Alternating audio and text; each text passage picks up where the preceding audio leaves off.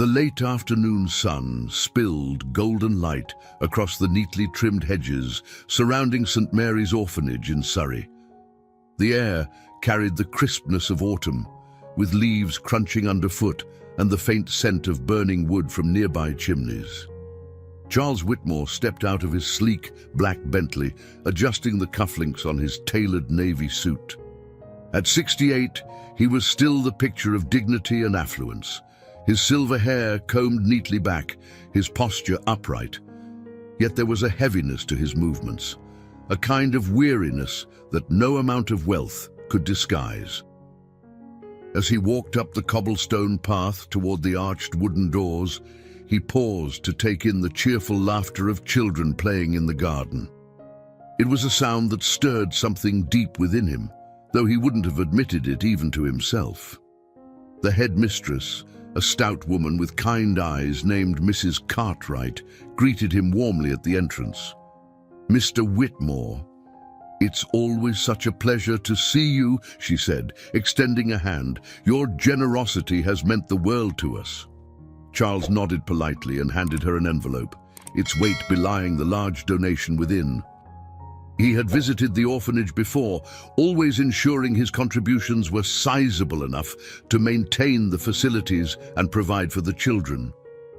But his visits were brief, impersonal, a duty performed more out of habit than heartfelt commitment. Today, however, was different. As Mrs. Cartwright began to thank him, his attention was drawn to a small figure in the corner of the room. A little girl, no older than 6, sat on a worn armchair clutching a threadbare teddy bear. Her hair was dark and unruly, her cheeks pale, but it was her eyes that arrested him. Wide and searching, they seemed to hold a depth of sorrow and resilience far beyond her years. She stared at him unabashedly, as if trying to read his soul. For a moment, Charles felt as though the air had been knocked from his lungs. Those eyes, they were unmistakable. He had seen them before, in another life, in another face. "Mr. Whitmore." Mrs. Cartwright's voice jolted him back to the present. She followed his gaze and smiled softly. "That's Anna. She's been with us for a few months now." Charles swallowed hard, his hands trembling slightly as he adjusted his tie. "I see," he said, his voice tight. He tried to dismiss the thought forming in his mind, but it clung stubbornly. Those eyes were Eleanor's. His late wife, gone for over 15 years, had looked at him with that same soulful gaze. "Would you like to meet her?" Mrs. Cartwright asked gently. "No," he said quickly, then caught himself. "I mean, not today. Another time, perhaps." Mrs. Cartwright nodded understandingly, but Charles could feel Anna's gaze following him as he turned to leave. The sensation stayed with him, lingering even as he stepped back into the crisp autumn air and climbed into his car. He gripped the steering wheel tightly, staring straight ahead as the engine purred to life. The warmth of the sun, the beauty of the day, all of it felt distant now. Driving back to his estate, Charles couldn't shake the image of Anna's face. It wasn't just the resemblance to Eleanor that haunted him. There was something else, a vulnerability, a silent plea that struck a chord he hadn't realized was still capable of vibrating. For years, his life had been defined by routine and solitude. He had poured his energy into his business empire, building an impenetrable fortress of wealth and influence. But the emptiness of his sprawling estate, the absence of laughter and companionship, was a void he had learned to accept as permanent. As the gates to Whitmore Manor swung open, Charles felt an ache in his chest he couldn't quite explain. Parking the car, he walked into the grand foyer, his footsteps echoing against the marble floors. He glanced up at the portrait of Eleanor that hung above the fireplace. She had been painted in her prime, her auburn hair cascading over her shoulders, her smile radiant. How many nights had he sat before that painting, a glass of whiskey in hand, trying to recall the sound of her voice? Tonight, he did not linger. Instead, he climbed the sweeping staircase to his study, a space cluttered with ledgers, antique maps, and faded photographs. He sank into the leather armchair by the window and closed his eyes, but the image of Anna refused to leave him. Her wide, searching eyes, the way she had clutched that teddy bear as though it were her only anchor in a storm. Charles sighed heavily and rubbed his temples. "What is happening to me?" he murmured aloud. He was not a man given to sentimentality or flights of fancy, yet something about that encounter had stirred a long-buried part of him, a part that once dreamed of a family with Eleanor, a dream that had died with her. For the first time in years, Charles felt the stirrings of something unfamiliar, not sadness exactly, nor joy. It was more akin to a yearning, a pull towards something he couldn't quite define. As the sun dipped below the horizon, painting the sky in shades of pink and orange, he found himself wondering if his life, so meticulously constructed, was missing something he had long convinced himself he didn't need. As the evening settled over Whitmore Manor, a soft glow from the antique sconces illuminated the rich tapestries and dark mahogany furniture of the sitting room. Charles Whitmore, still dressed in his suit, sat motionless in his high-backed armchair. His hands rested on the carved wooden arms, his fingers absently tracing the patterns. Before him stood a fireplace, the kindling crackling faintly, its warmth doing little to thaw the chill that had settled in his chest. Above the mantel, Eleanor's portrait gazed serenely down at him, her auburn hair falling in soft waves, her smile imbued with a quiet strength. For years, that smile had been his comfort, his beacon in moments of doubt. Yet tonight, it seemed to mock him, as if asking why he remained frozen in the same routines, clinging to a life that had long ceased to hold meaning. It had been 15 years since Eleanor passed. He could still remember every detail of that day, the sterile hospital room, the steady beep of the monitors, the doctor's solemn tone. Her illness had been swift and unforgiving, leaving him no time to prepare. He had thrown himself into work afterward, expanding his business empire, traveling to distant cities, immersing himself in acquisitions and mergers. But the vast fortune he had amassed brought no solace. Each achievement felt hollow when there was no one to share it with. Their shared dream of a family had always been a tender subject. In their early years of marriage, they spoke often of children, a boy, perhaps, who would inherit Charles's love of history, or a girl who might have Eleanor's artistic flair. But the years slipped by, and for reasons neither could fully explain, that dream went unfulfilled. Eleanor had always reassured him, saying their love was enough, that they had each other, and for a time it had been true. But now, without her, the emptiness seemed insurmountable. The sprawling manor, once a place of warmth and laughter, had become a mausoleum of memories. He spent countless nights in his study, nursing a glass of whiskey, staring at her photographs. Her favorite shawl still hung over the back of a chair in their bedroom, her perfume lingering faintly in the fabric. He couldn't bring himself to remove it, as though doing so would erase the last traces of her presence. Tonight, however, it wasn't just Eleanor's absence that weighed on him. It was Anna. The little girl's face had imprinted itself in his mind. Those wide, searching eyes, so like Eleanor's, had stirred something in him he couldn't quite name. He tried to dismiss it as coincidence, a trick of the mind, but the image persisted, growing sharper with each passing hour. He reached for his glass of whiskey, only to realize it was empty. With a sigh, he rose and walked to the sideboard, the sound of his footsteps echoing in the silence. As he poured himself another drink, he caught his reflection in the glass-paneled cabinet.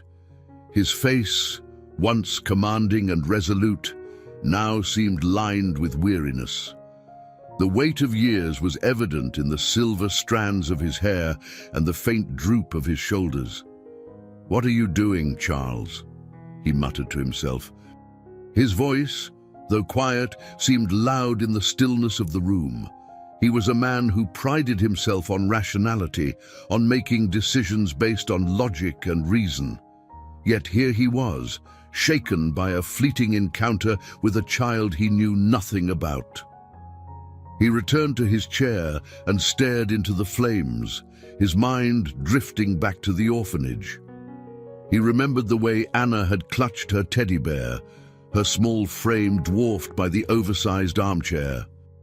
She hadn't spoken a word, yet her eyes had conveyed a depth of emotion that unsettled him. It wasn't just sadness he had seen there, it was resilience, a quiet determination to endure whatever life threw her way. For a brief moment, he allowed himself to imagine what her life might have been like. Had she known the warmth of a mother's embrace? Or had her days been filled with uncertainty and loss? The thought of her navigating the world alone, without the guidance or protection of a parent, stirred a pang of guilt in him. He had lived a life of privilege and excess, while others, like Anna, struggled for even the smallest comforts. Charles closed his eyes and leaned back in the chair, letting the memories wash over him. He thought of Eleanor's laugh, the way it lit up a room, and how she used to sit by the fire, sketching landscapes and portraits with a delicate hand. If she had been here tonight, what would she have said about Anna? He could almost hear her voice, gentle but firm, urging him to look beyond himself, to consider what truly mattered. The ache in his chest grew stronger, a strange, unfamiliar sensation that he couldn't quite name. It was as if the long, frozen parts of his heart were beginning to thaw, stirred by a force he didn't understand. For years, he had told himself that his life was complete, that he needed nothing more.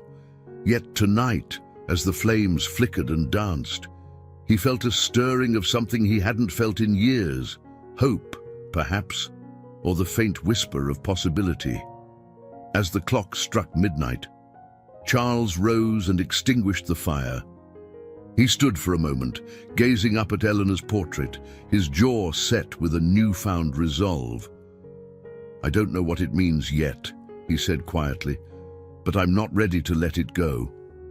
With that, he turned and climbed the stairs to his bedroom, his mind still turning over the events of the day. Somewhere in the depths of his heart, a door that had long been closed creaked open, letting in a sliver of light. The following morning, Charles Whitmore awoke to a pale light filtering through the heavy drapes of his bedroom. He lay still for a moment, staring at the intricate plasterwork on the ceiling, his mind returning to the girl at the orphanage, Anna. Her name lingered in his thoughts, as persistent as a melody he couldn't forget. After dressing in his usual tailored suit, he made his way downstairs. The manor was quiet, save for the faint clinking of silverware as Mrs. Hathaway, the housekeeper, laid out his breakfast. The aroma of freshly brewed coffee mingled with the scent of baked bread, but Charles barely noticed as he sat at the long dining table. His appetite had dwindled, replaced by an inexplicable restlessness. He glanced toward the window overlooking the estate grounds. The vast lawns stretched endlessly, bordered by ancient oaks and a hedge maze he hadn't visited in years. The manor, once a symbol of achievement, now felt like a gilded cage. He thought again of Anna and the orphanage, where life was simpler, stripped of the grandeur that now seemed so meaningless. The sound of Mrs. Hathaway clearing her throat drew his attention. "Mr. Whitmore, will you be working from the study today, or shall I prepare the sitting room for visitors?" Charles hesitated, his fingers drumming lightly on the table. "Neither," he said, standing abruptly. "I'll be going out." Mrs. Hathaway's surprise was evident, though she masked it with a polite nod. Charles rarely deviated from his meticulously planned routine, and his sudden announcement left her momentarily flustered.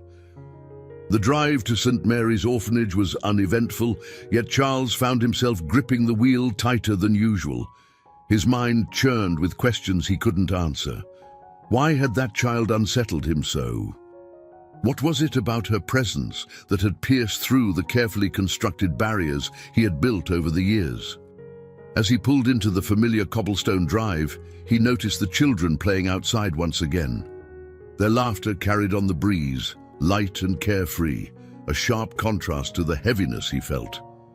Charles parked the car and stepped out, carrying a leather satchel filled with books and toys he had hastily selected from a local shop that morning.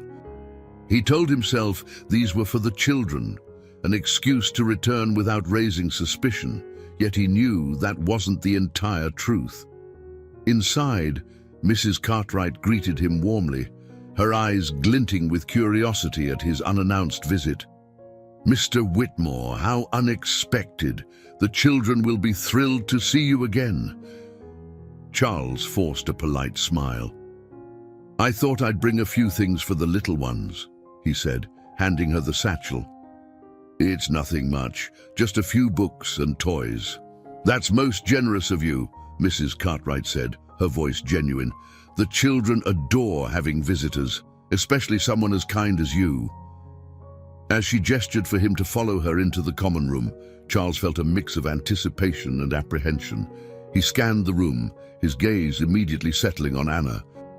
She was sitting on the floor with a small group of children, her dark hair falling into her face as she carefully pieced together a puzzle. The teddy bear from the day before sat nearby, its fur worn but clearly cherished. "Anna," Mrs. Cartwright called gently. "Come here, sweetheart." The girl looked up, her wide eyes flickering with recognition as they met Charles's. Slowly, she stood and approached, clutching the teddy bear tightly to her chest. Charles knelt slightly, lowering himself to her level. "Hello, Anna," he said softly. "Do you remember me?"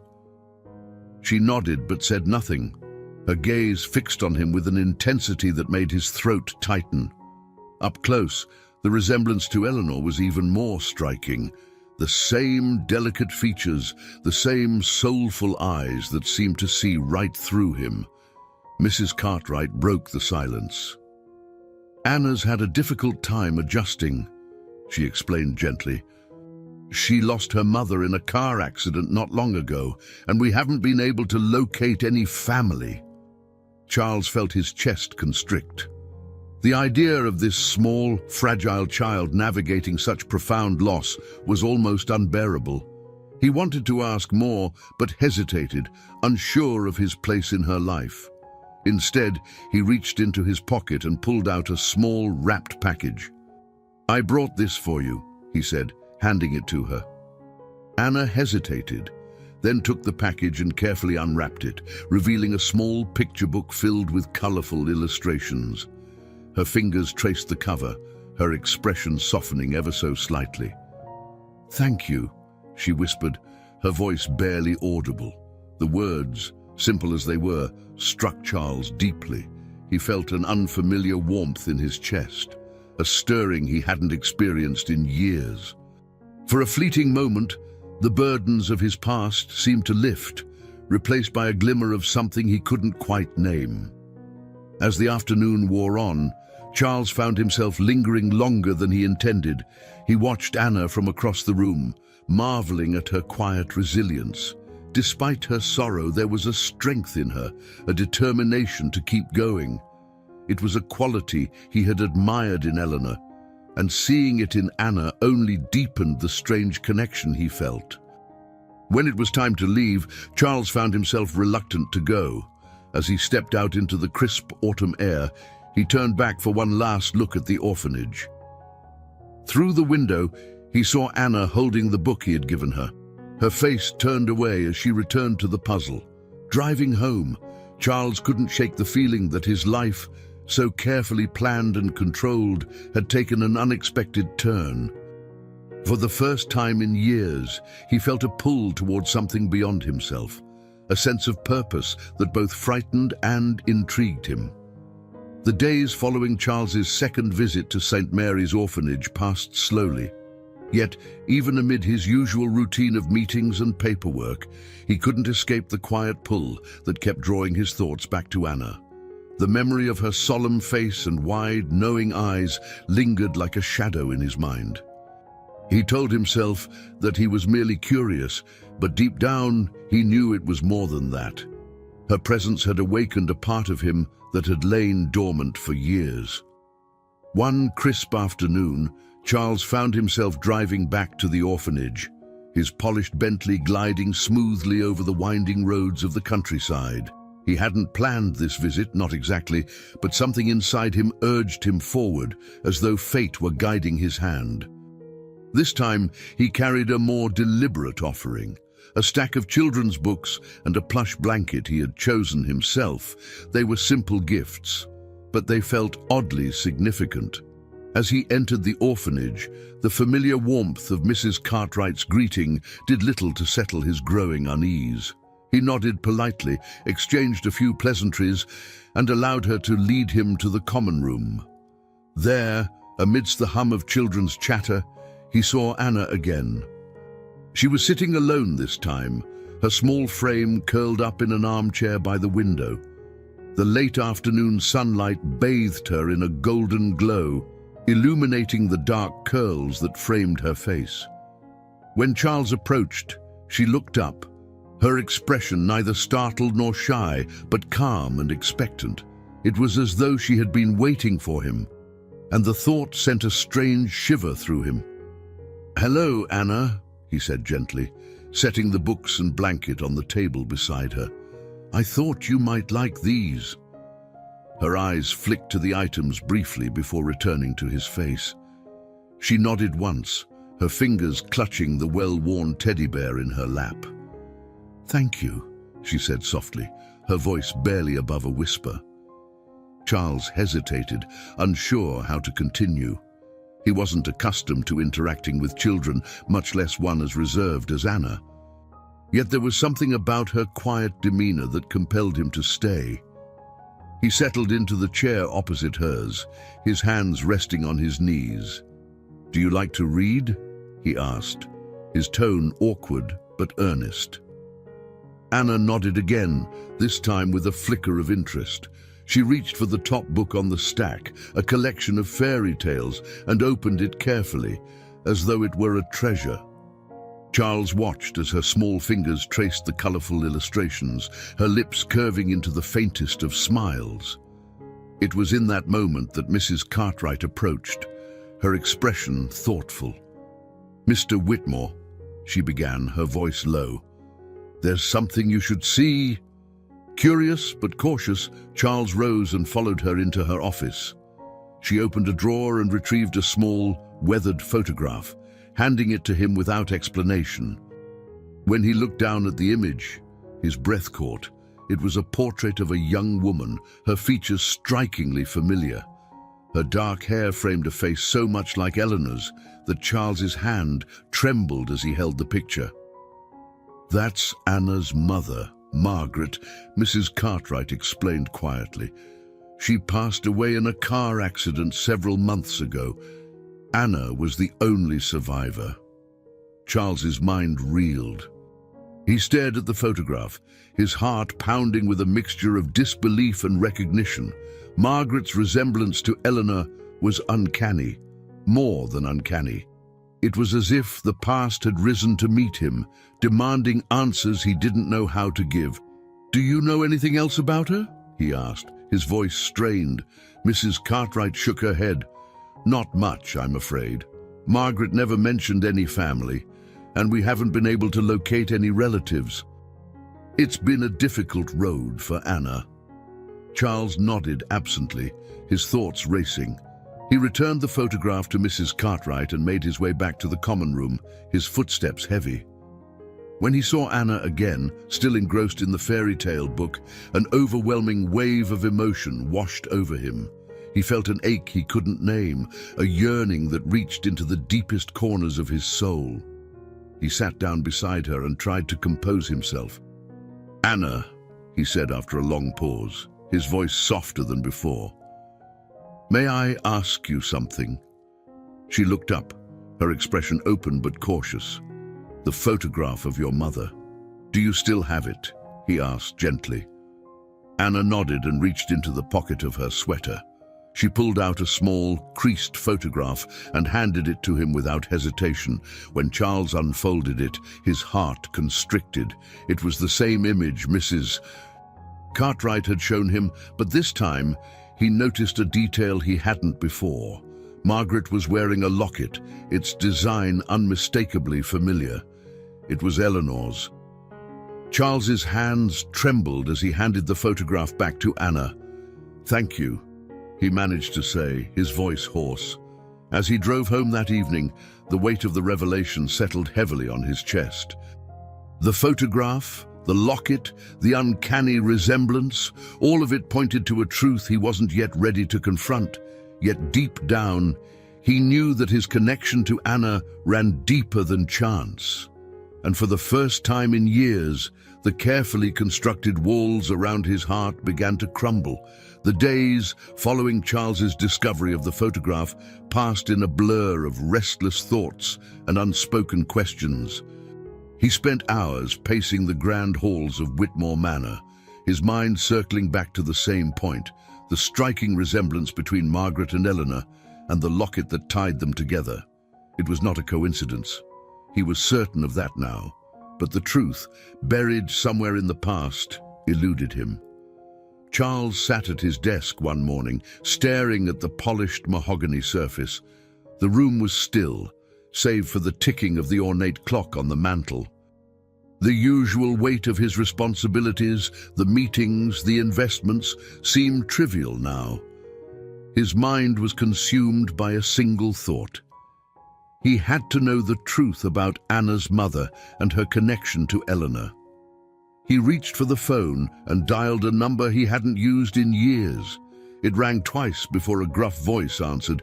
"James Davenport," the man said curtly. "James, it's Charles Whitmore," he replied, his voice steady but low. "I need your help."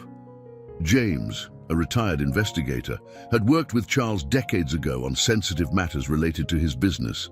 They had drifted apart over the years, but Charles knew James's discretion and thoroughness were unmatched. "I'll do what I can," James replied after a pause. "What's this about?" Charles hesitated, then began to explain. "There's a young girl at an orphanage in Surrey. Her name is Anna. I recently learned that her mother, Margaret, passed away. But there's something unusual.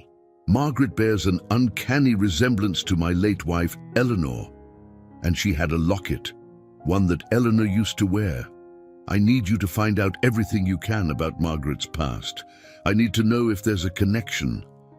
James was silent for a moment, then said, "I'll look into it. Give me a few days."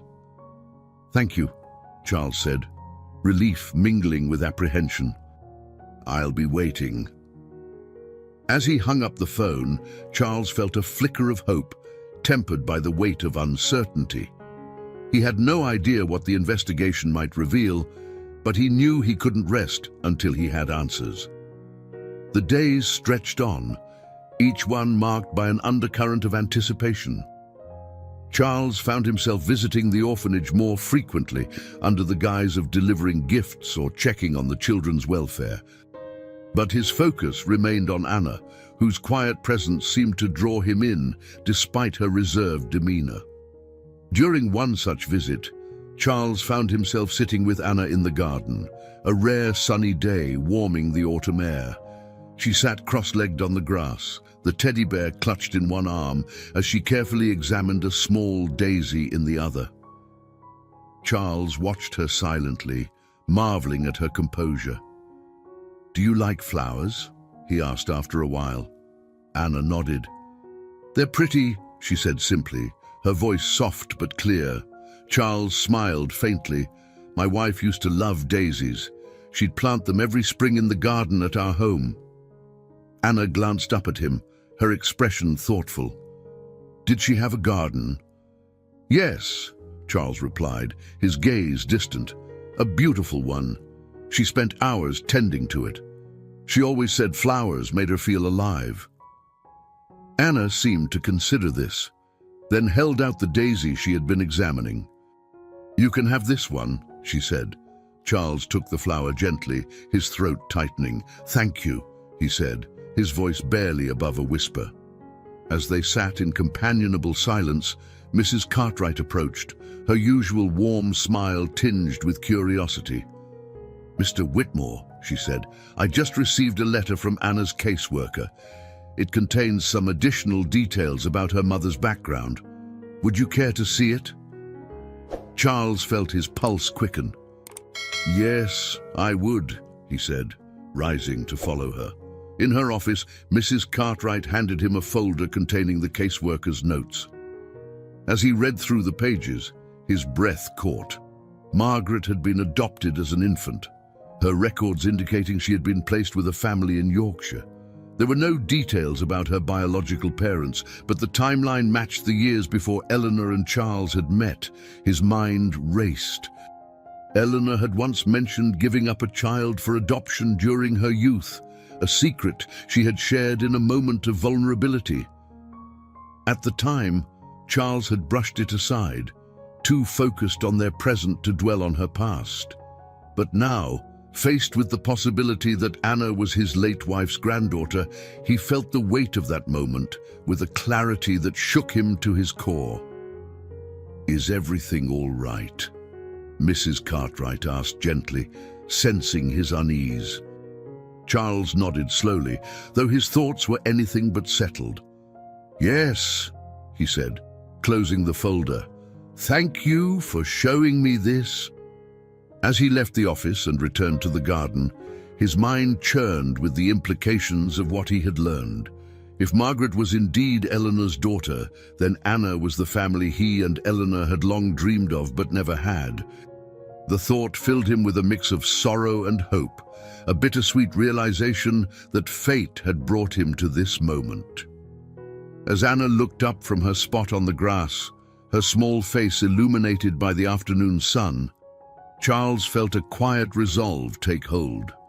He didn't have all the answers yet, but he knew one thing with certainty: he couldn't walk away from her now. Charles Whitmore sat alone in his study as twilight deepened into night, the room cloaked in shadows despite the soft glow of a desk lamp. The leather-bound books lining the shelves and the faint scent of wood polish usually brought him comfort, but tonight they seemed to close in on him. His mind was heavy with the revelations of the past days, the fragile pieces of a puzzle slowly forming a picture he had never imagined. The possibility that Anna could be Eleanor's granddaughter was both thrilling and heartbreaking. It brought back memories of Eleanor's quiet confession about the daughter she had given up for adoption as a teenager. At the time, Charles had reassured her that the past didn't matter, that their life together was all that counted. Yet now, he felt the weight of her secret as though it were his own. He thought of Anna, her solemn eyes so reminiscent of Eleanor's, and her quiet resilience that seemed far too mature for a child her age. She was a living link to the woman he had loved so deeply and lost so tragically. But the thought also filled him with doubt. What could he, an aging widower with a lifetime of solitude behind him, offer to this child? Was he chasing a fleeting sense of purpose? Or was there something more profound drawing him toward her? The shrill ring of the phone startled him. He picked it up, his voice gruff as he answered, "Whitmore speaking." "It's James," came the familiar voice of the investigator. "I've got something for you." Charles straightened in his chair. "Go on." "I traced Margaret's adoption records," James began. "She was placed with a couple in Yorkshire, as you suspected. But here's where it gets interesting. The couple had some connection to Eleanor, acquaintances from her younger years. It seems she may have known where Margaret ended up, or at least had some idea." Charles felt his heart pound. "Are you saying Eleanor knew her daughter's adoptive parents?" "Possibly," James replied. "There's no definitive proof, but the ties are there. It raises the question of whether she kept tabs on Margaret over the years. One thing's for certain, Margaret grew up unaware of her biological mother's identity. There's no mention of Eleanor in any of the records I've found." Charles exhaled slowly, his thoughts racing. And Anna? Is there any other family? No immediate relatives, James said. Margaret never married, and there's no record of her parents or siblings still being alive. As far as I can tell, Anna is alone. The words hit Charles like a blow. Alone. It was a word he knew too well, a word that defined so much of his own life. He thanked James and hung up, his gaze drifting to the photograph of Eleanor on his desk. Her gentle smile seemed to ask him the same question he had been asking himself. What would she have done?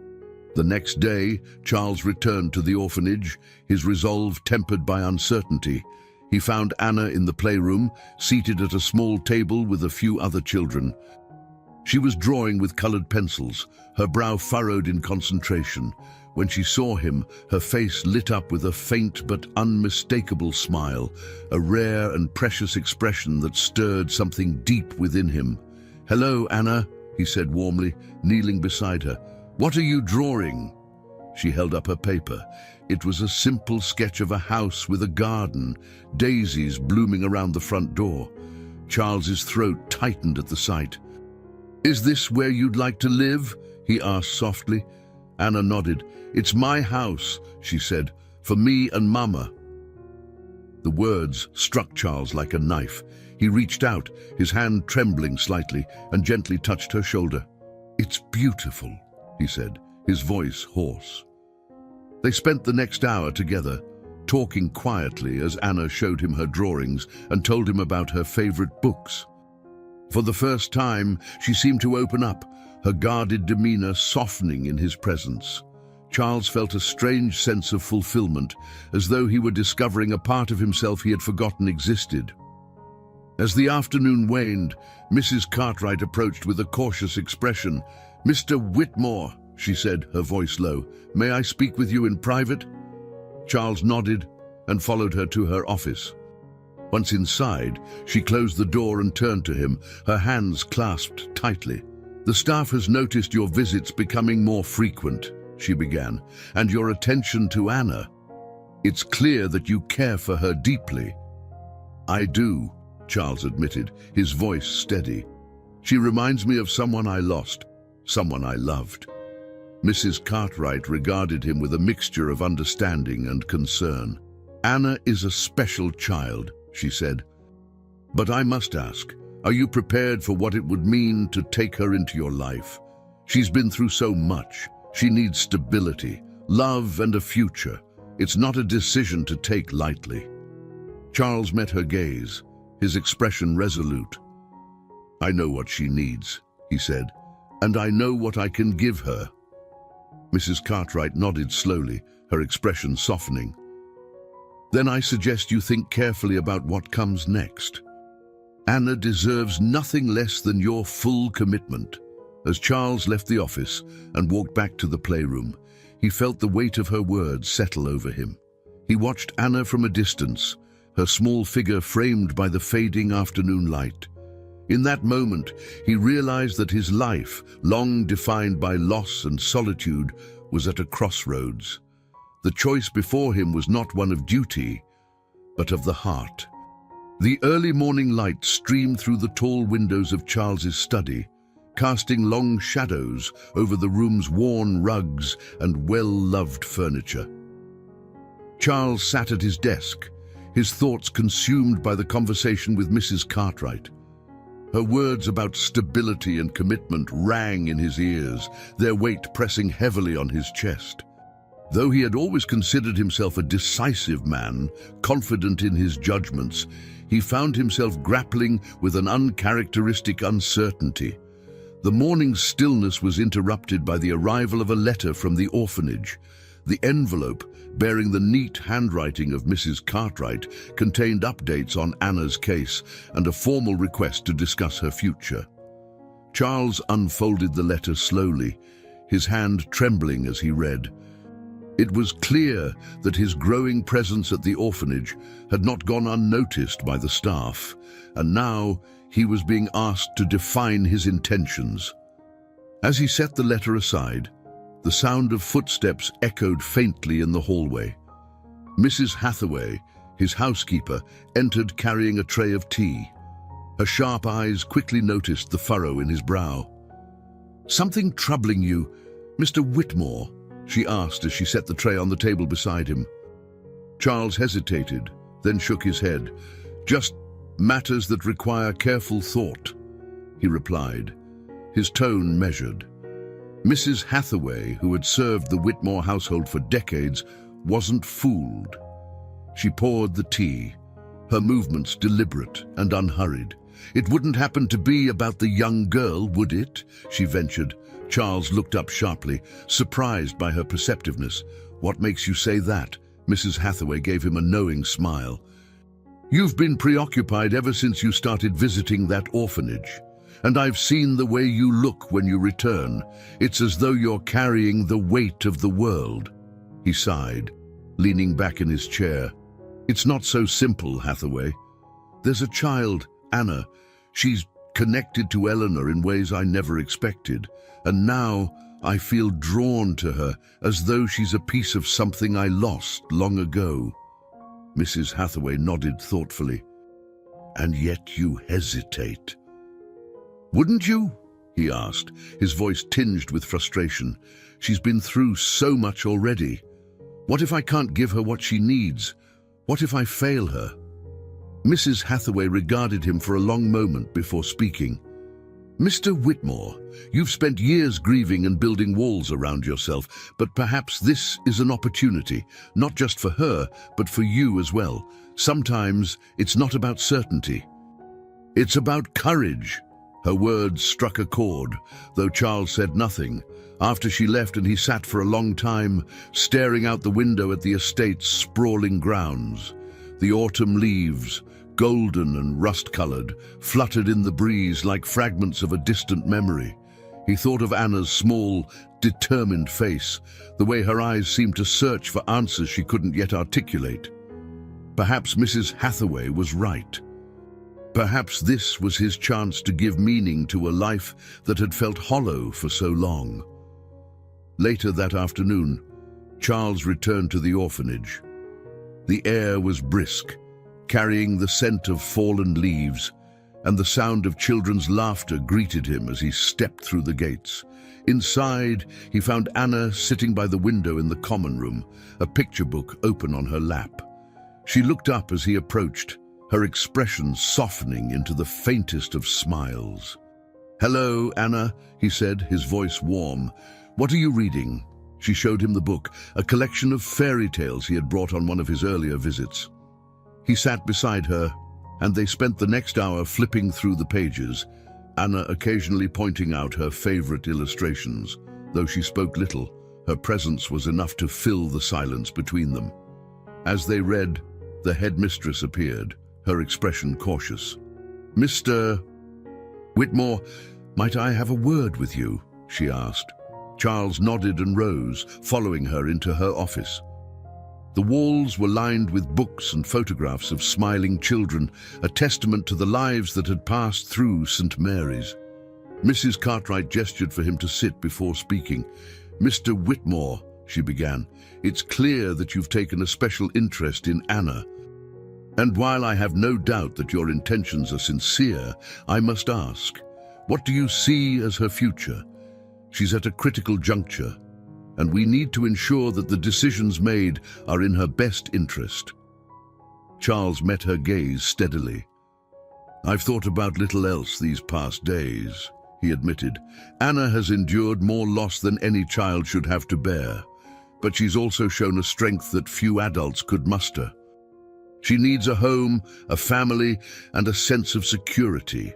And He hesitated, then continued, "I believe I can give her that." Mrs. Cartwright nodded, her expression thoughtful. "It's not a decision to take lightly, Mr. Whitmore. But if you truly feel that you can provide what Anna needs, then I suggest you begin the process of exploring her adoption. It will not be without challenges, but I believe she could benefit greatly from having someone like you in her life." The words settled over him, heavy with meaning. As he left the office and returned to Anna, who was now coloring quietly at the table, he felt the weight of the moment. She glanced up as he approached, her small hand clutching a crayon. "Are you leaving?" she asked, her voice tinged with a note of worry. "Not yet," he replied, kneeling beside her. "And I'll always come back, I promise." Her gaze lingered on him, her eyes wide with an unspoken question. In that moment, Charles knew that his path, uncertain as it was, had become irrevocably entwined with hers. The afternoon sun cast long, dappled shadows across the estate's gardens, but Charles Whitmore sat in his study, oblivious to the beauty outside. The letter from Mrs. Cartwright lay open on his desk, her gentle yet firm words echoing in his mind. She had urged him to consider carefully, to think not just with his heart, but with a sense of the responsibility he would undertake if he moved forward with Anna. Yet his thoughts were soon interrupted by the arrival of someone he hadn't expected, his estranged sister, Elizabeth. Elizabeth entered the room with her usual brisk energy, her sharp features softened only slightly by the years. Though she shared Charles's silver hair, her demeanor bore none of his quiet introspection. She wore a tailored coat and carried an air of authority that filled the room as she sat across from him without waiting for an invitation. "It's been some time," she began, folding her hands neatly in her lap. Her tone was neutral, but there was a flicker of tension in her voice. Charles set aside the letter, leaning back in his chair. "I didn't realize you were in Surrey," he replied, keeping his tone polite but distant. "I wasn't," she said.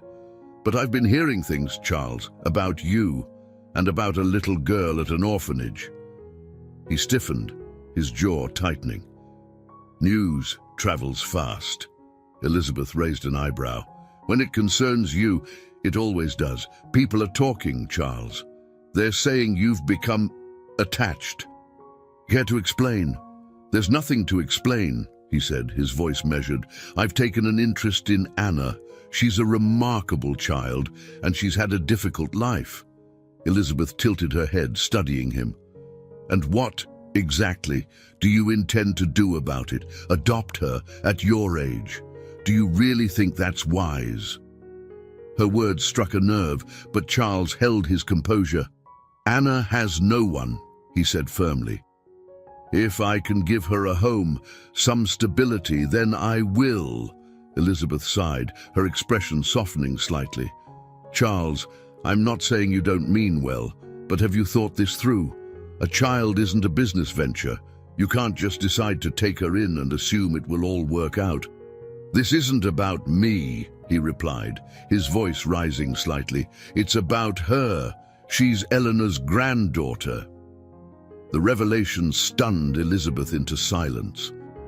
She blinked, her composure faltering for the first time. "What are you talking about?" "Margaret, Anna's mother, was Eleanor's daughter," he explained, his voice heavy with the weight of the truth. "The child she gave up for adoption before we met." Elizabeth stared at him, her eyes wide. "Eleanor never told me." "She didn't tell anyone," Charles said quietly. "Not until years after we were married, and even then I didn't press her for details. I thought it was her past to carry. Now I see that it's more than that. Anna is part of her legacy, part of my legacy." Elizabeth leaned back in her chair, her face unreadable. For a long moment, the only sound in the room was the ticking of the grandfather clock. Finally, she spoke, her voice softer than before. "Charles, I can see why this matters to you," she said, "but you're not a young man anymore. Raising a child, especially one who's been through so much, it's not something to take lightly." "I know that," he replied, his voice firm, "but this isn't just about what I want. It's about what's right.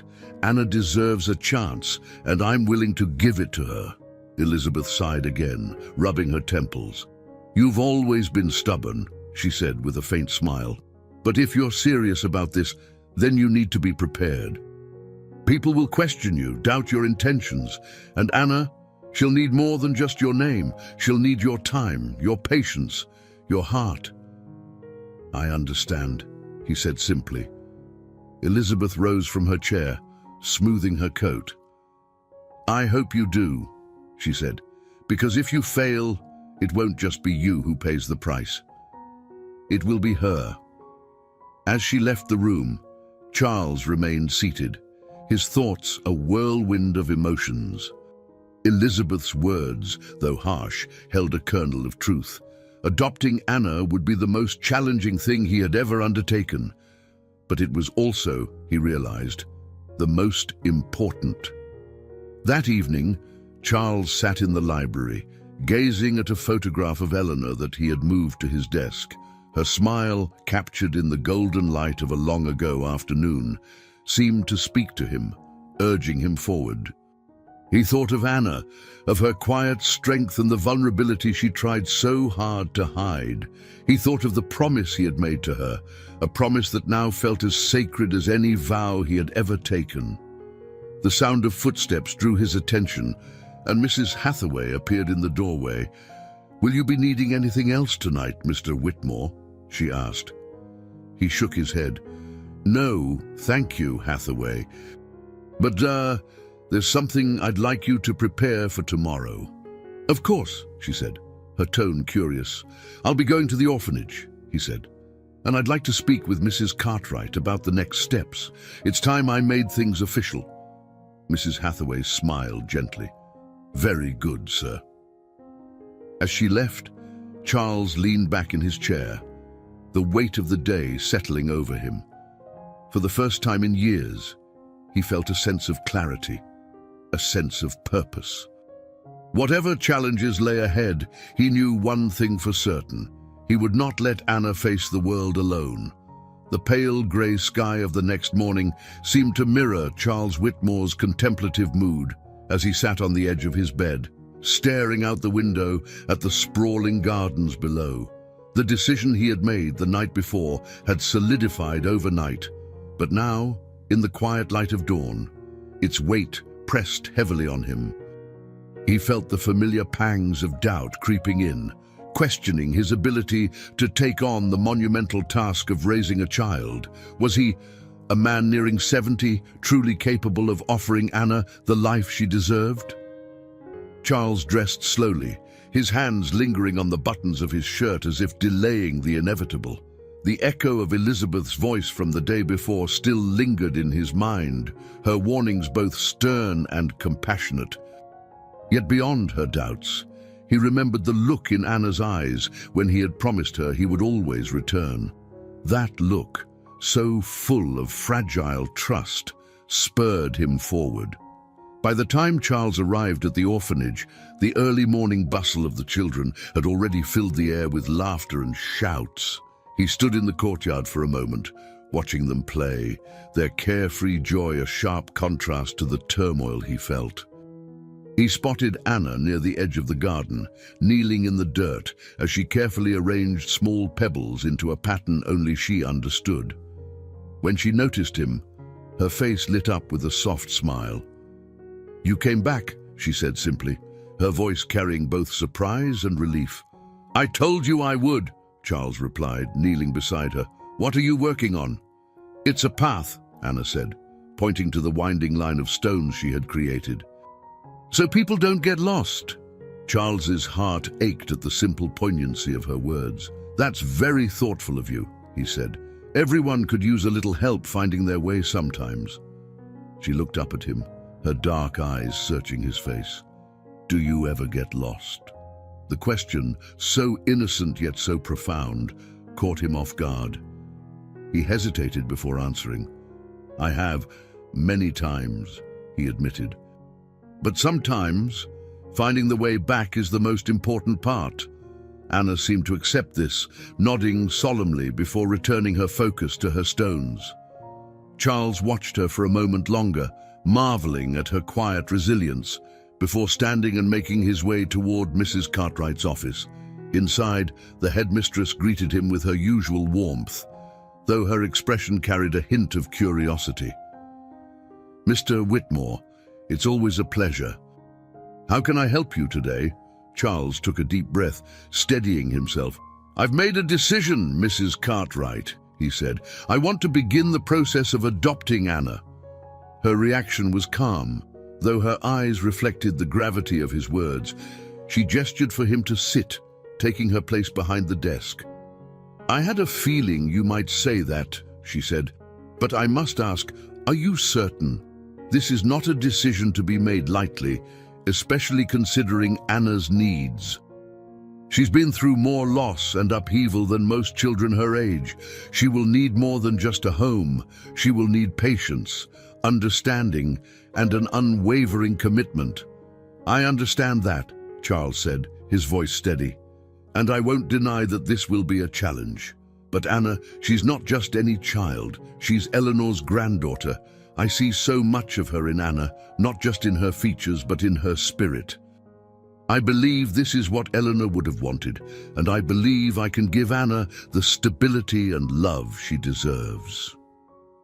Mrs. Cartwright studied him for a moment, her sharp eyes searching for any trace of hesitation. "You're a man of great means, Mr. Whitmore," she said finally. "But this is about more than providing financial security. It's about being present for her, emotionally and physically. Are you ready to dedicate yourself to her, even when it's difficult?" "Yes," Charles replied without hesitation. "I've spent too many years hiding behind my work, convincing myself that solitude was my only option. But Anna has shown me that there's still more to life, something worth fighting for. I'm ready to take this step." Mrs. Cartwright nodded, her expression softening. "Very well. There will be a process to, of course, interviews, home visits, legal considerations, but if you're willing to go through it, I believe you may be exactly what Anna needs." As Charles left her office, a sense of purpose began to settle over him, though it was accompanied by an undercurrent of apprehension. He found Anna still in the garden, carefully smoothing the dirt around her stone path. She looked up as he approached, her small face full of quiet expectation. "Anna," he said, crouching beside her, "I need to ask you something." She tilted her head, listening intently. "How would you feel," he began slowly, "if I became your family?" Her eyes widened, and for a moment she seemed to hold her breath. "You mean, like a dad?" "Yes," Charles said, his voice soft. "Would that be something you'd want?" Anna didn't answer right away. Instead, she looked down at her path, tracing the stones with her finger. When she finally spoke, her voice was barely above a whisper. "I think I'd like that." The simplicity of her response struck Charles to his core. He reached out, gently placing a hand on her shoulder. "Then we'll make it happen," he said. "I promise." For the first time, he saw a spark of hope in her eyes, a fragile light that filled him with both joy and determination. He knew the road ahead would not be easy, but for Anna, he was willing to face whatever challenges lay in their path. The following weeks brought a flurry of activity that Charles Whitmore had not experienced in years. The process of adoption, as Mrs. Cartwright had warned, was complex and demanding. There were forms to fill out, interviews to attend, and inspections to prepare for. Each step brought new challenges, and yet Charles faced them with a determination that surprised even himself.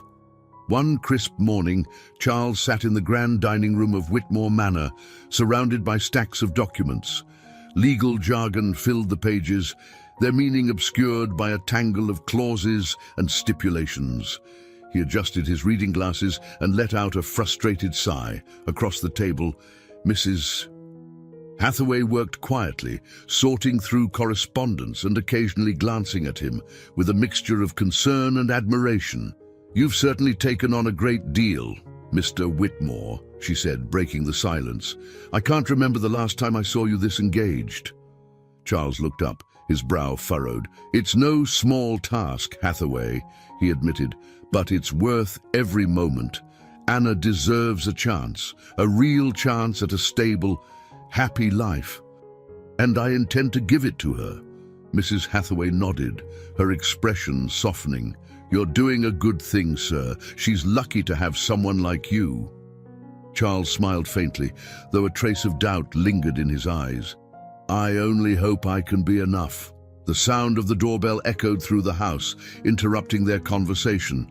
Mrs. Hathaway rose to answer it, and moments later returned with a somber expression. "It's Mrs. Cartwright," she said. "She's brought someone with her." Charles stood quickly, smoothing his jacket as he made his way to the sitting room. There, Mrs. Cartwright stood with a younger couple, their appearance polished and professional.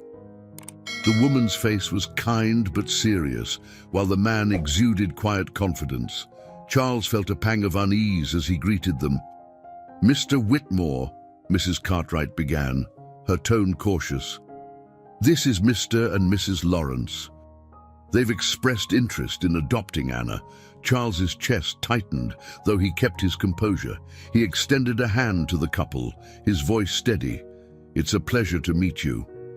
The Lawrences smiled politely, though there was a tension in the air. "We've heard a great deal about Anna," Mrs. Lawrence said. "She seems like a wonderful child." "She is," Charles replied, his tone firm but measured. "She's been through more than most children her age, but she's incredibly strong." Mrs. Cartwright stepped in, her expression neutral. "The Lawrences have recently moved to the area.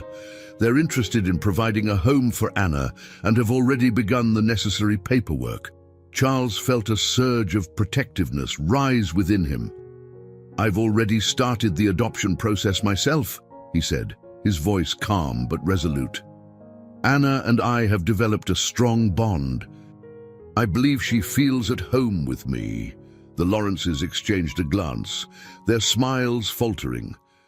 "We understand," Mr. Lawrence said, "but we believe we can offer her a fresh start, a stable environment where she can thrive." "And I intend to do the same," Charles countered, his voice steady. "Anna needs more than stability. She needs someone who understands her past, someone who can connect with her on a deeper level." "I believe I can be that person." The conversation continued, each side presenting their case with measured tones but undeniable conviction. Mrs. Cartwright listened carefully, her expression unreadable. When the discussion concluded, she promised to consider both parties carefully and left with the Lawrences. As the door closed behind them, Charles stood in the foyer, his fists clenched at his sides. The encounter had shaken him, not because he doubted his ability to care for Anna, but because it forced him to confront the reality that others might challenge his claim to her. He returned to the sitting room, sinking into a chair as Mrs. Hathaway approached.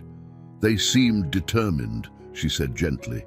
"So am I," Charles replied, his voice resolute. "Anna is not a prize to be won. She's a child who needs love, stability, and understanding. I won't let anyone take that from her."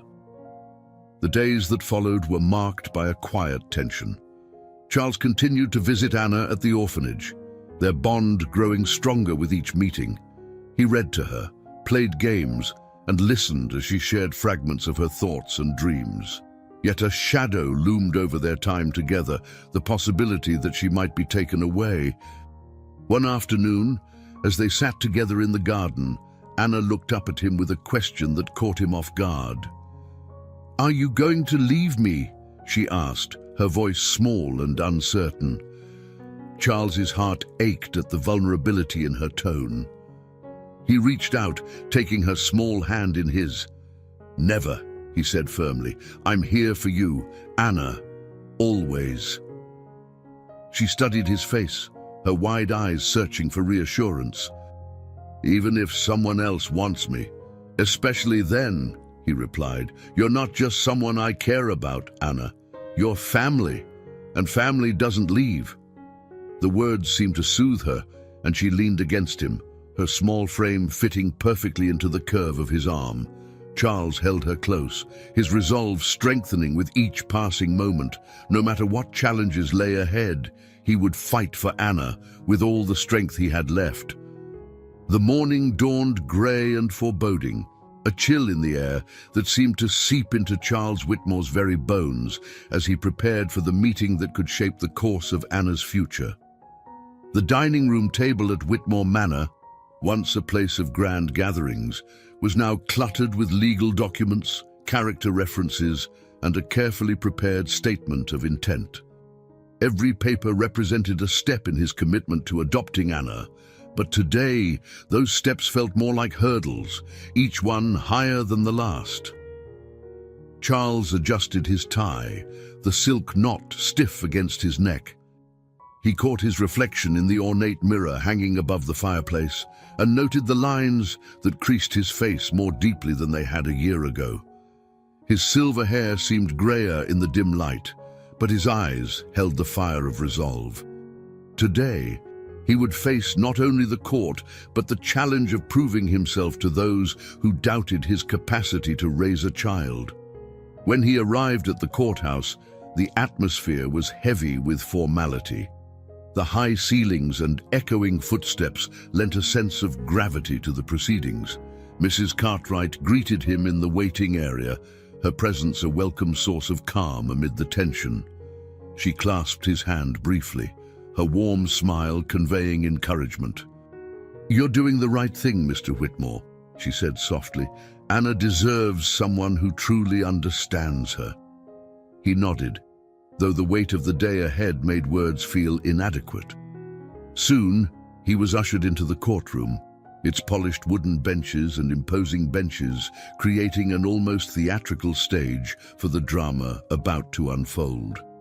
Seated across from him were the Lawrences, the couple who had also expressed interest in adopting Anna. Their polished appearance and air of competence reminded Charles of the well-to-do families he often encountered in business. They were poised, smiling in a way that seemed practiced, as though they had rehearsed this moment. The judge entered, a woman of middle years with sharp eyes and a demeanor that commanded respect. She wasted no time in beginning the proceedings, her tone firm but fair as she addressed each party in turn. "Mr. Whitmore," she began, her voice measured, "you are 68 years old and a widower. Can you explain to this court why you believe you are the best candidate to adopt Anna?" Charles rose slowly, the weight of the moment pressing heavily on his shoulders. He cleared his throat, his voice steady but laced with emotion. "Your Honor, I understand that my age may raise questions about my ability to care for Anna, but what I can offer her goes beyond years or convention.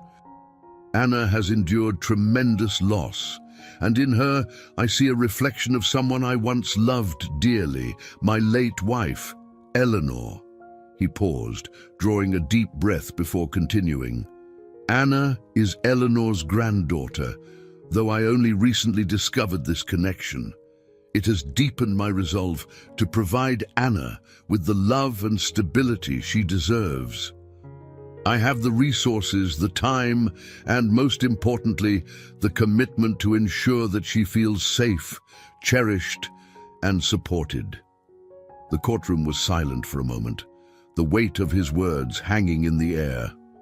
The judge nodded thoughtfully, her expression unreadable as she gestured for the Lawrences to respond. Mrs. Lawrence stood, her voice confident but measured. "Your Honor, while we respect Mr.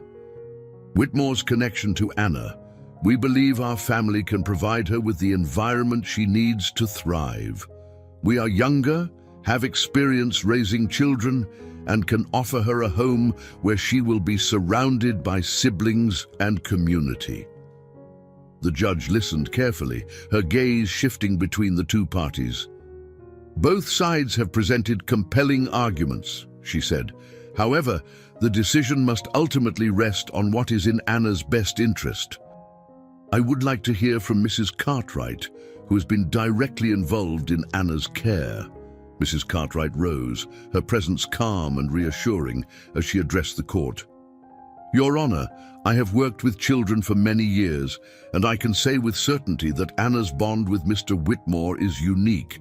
He has shown an unwavering dedication to her well-being, and she has flourished under his care and attention. While the Lawrences are undoubtedly capable and compassionate, Anna's emotional needs align closely with the support Mr. Whitmore has already begun to provide. Her testimony seemed to resonate with the judge, who nodded thoughtfully. But the tension in the room remained palpable, the outcome uncertain. Charles glanced at the Lawrences, who exchanged a quiet, determined look. As the proceedings continued, Charles was asked to elaborate on how he planned to navigate the challenges of raising a young child at his age. He spoke of his commitment to creating a loving home, of the adjustments he had already begun making to his life, but as the hours wore on, the weight of the scrutiny began to wear on him. At one point, during a brief recess, Charles stepped outside to gather his thoughts. The crisp autumn air felt like a balm against the tension that had built within him. He thought of Anna's quiet smile, the trust she had placed in him, and the promise he had made to her. When the court reconvened, Charles felt a renewed sense of purpose. No matter the outcome, he would continue to fight for Anna, to honor the bond they had forged and the legacy of Eleanor that had brought them together. The judge's voice broke through his thoughts, drawing his attention back to the present. "I will review the evidence and testimonies presented here today," she said. "A decision will be made in due course. Until then, both parties are encouraged to reflect on what is truly in Anna's best interest." As the session adjourned, Charles left the courtroom with a mixture of hope and uncertainty. He knew the fight was far from over, but his resolve remained steadfast. For Anna, he would face whatever challenges lay ahead. The courthouse was behind him, but the uncertainty of the judge's deliberation loomed large over Charles Whitmore's thoughts as he returned to the familiar silence of Whitmore Manor. The grandeur of his home, with its marble floors and towering bookshelves, felt hollow as he stepped into the echoing foyer. Mrs. Hathaway, ever attentive, met him at the door with a searching look. "How did it go, sir?" she asked, her voice measured, though her concern was evident. Charles loosened his tie and sighed. Setting down the leather briefcase he had carried to court, it went as expected. Questions, counter-arguments, and promises to consider all sides, but nothing is decided. Mrs. Hathaway nodded, folding her hands neatly before her. "You've done all you can for now. The rest is in the judge's hands." Charles gave her a faint smile, though the weariness in his eyes betrayed his unease. "And Anna's fate hangs in the balance," he murmured, almost to himself. He made his way to his study, the room dimly lit by the afternoon's fading light. He poured himself a modest glass of whiskey and sat heavily in his chair, staring at the stack of papers on his desk. The polished surface reflected the photograph of Eleanor he kept nearby, her serene expression, a reminder of all he had loved and lost. As he swirled the amber liquid in his glass, his thoughts were interrupted by a knock at the door. Mrs. Hathaway appeared again, a hesitant look on her face. "Sir, there's someone here to see you. A Mrs. Mary Sullivan." Charles frowned, the name unfamiliar to him. "Did she say what this is about?" "She said she used to work at St. Mary's Orphanage," Mrs. Hathaway replied, "and that it concerns Anna." Intrigued, Charles set down his glass and rose, smoothing his jacket as he followed Mrs. Hathaway to the sitting room. There, a woman in her 60s stood waiting, her frame slight but her posture confident. She wore a simple wool coat, her grey hair neatly pinned back, and her expression was one of quiet determination. "Mr. Whitmore," she said, extending a hand. "I'm Mary Sullivan. I was a nun at St. Mary's for many years before I retired." Charles shook her hand, gesturing for her to sit. "It's a pleasure to meet you, Mrs. Sullivan. I understand this is about Anna." She nodded, her eyes steady as she spoke. "Yes. I wanted to share something that may be of use to you. I was at St. Mary's when Eleanor was a young woman. She was just a girl, really, when she came to us. expecting Margaret. She confided in me during her stay, and I became one of the few people who knew her secret. Charles leaned forward, his attention sharpened. You knew about Margaret? Yes, Mary said. Eleanor was heartbroken to give her up, but she believed it was the only way to ensure Margaret had a better future. Over the years, Eleanor and I kept in touch. She never stopped thinking about her daughter, and she often wrote to me about her regrets. Charles felt a pang in his chest, imagining Eleanor's private anguish. And Anna, he asked, did Eleanor ever learn about her granddaughter? Mary shook her head. No, by the time Margaret became a mother, Eleanor had already passed, but I believe if she were here today, she would want Anna to be with you. Eleanor often spoke of you, Mr. Whitmore. She said you were the one thing in her life that made her feel whole. The room fell silent for a moment, Mary's words sinking deeply into Charles's heart. He cleared his throat, his voice steady but thick with emotion.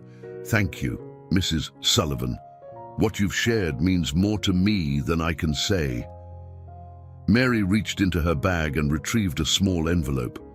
I thought you should have this, she said, handing it to him. It's one of the letters Eleanor wrote to me. I think it will give you strength in the days ahead. Charles took the envelope with trembling hands, his gratitude evident in his expression. You've done a great kindness, Mrs. Sullivan. I won't forget it. As Mary rose to leave, Charles escorted her to the door, his mind racing with the implications of her visit. The letter in his hand felt like a connection to Eleanor, a thread that linked the past to the present. Once alone, he returned to his study and carefully opened the envelope. The letter, written in Eleanor's elegant handwriting, spoke of her deep love for Charles and the pain she carried over the child she had given up. If ever the chance comes to make right what I could not, the letter read, I hope you will have the courage to do what I could not. You have always been my strength, Charles. The words brought tears to his eyes, a rare vulnerability breaking through the composure he so often maintained.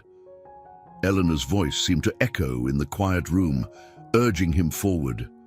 That evening, as Charles sat by the fire with the letter resting on the arm of his chair, he resolved to face whatever lay ahead with renewed purpose. The fight for Anna was no longer just about securing her future. It was about honoring Eleanor's memory and the family they had always dreamed of building together. The flickering flames cast shadows across the room, but in his heart, a quiet light began to grow. The days after Mary Sullivan's visit felt heavy with an impending sense of confrontation. Charles Whitmore moved through his grand estate with purpose, but his thoughts were constantly drawn back to the letter she had given him. Eleanor's words, penned with so much tenderness and regret, served as both comfort and reminder of the duty he now carried. He read the letter often, finding in it a quiet strength that pushed him forward. One crisp morning, as Charles stood at the window of his study, gazing out at the frost-covered gardens, a call came that shattered the relative peace he had been clinging to. Richard Grayson, a tabloid journalist notorious for his relentless pursuit of sensational stories, had somehow caught wind of the adoption case. The butler had barely finished announcing the name when Charles's face hardened. "Put him through," Charles said curtly, his voice firm. When the journalist's oily tone greeted him, Charles felt his grip on the phone tighten. "Mr. Whitmore, this is Richard Grayson with the Daily Globe. I was hoping you might comment on the developing story about your bid to adopt a young orphan. It's quite the human interest piece." "There is no story," Charles said flatly, "and I won't entertain baseless gossip." "On the contrary," Grayson replied smoothly, "there's plenty of interest here.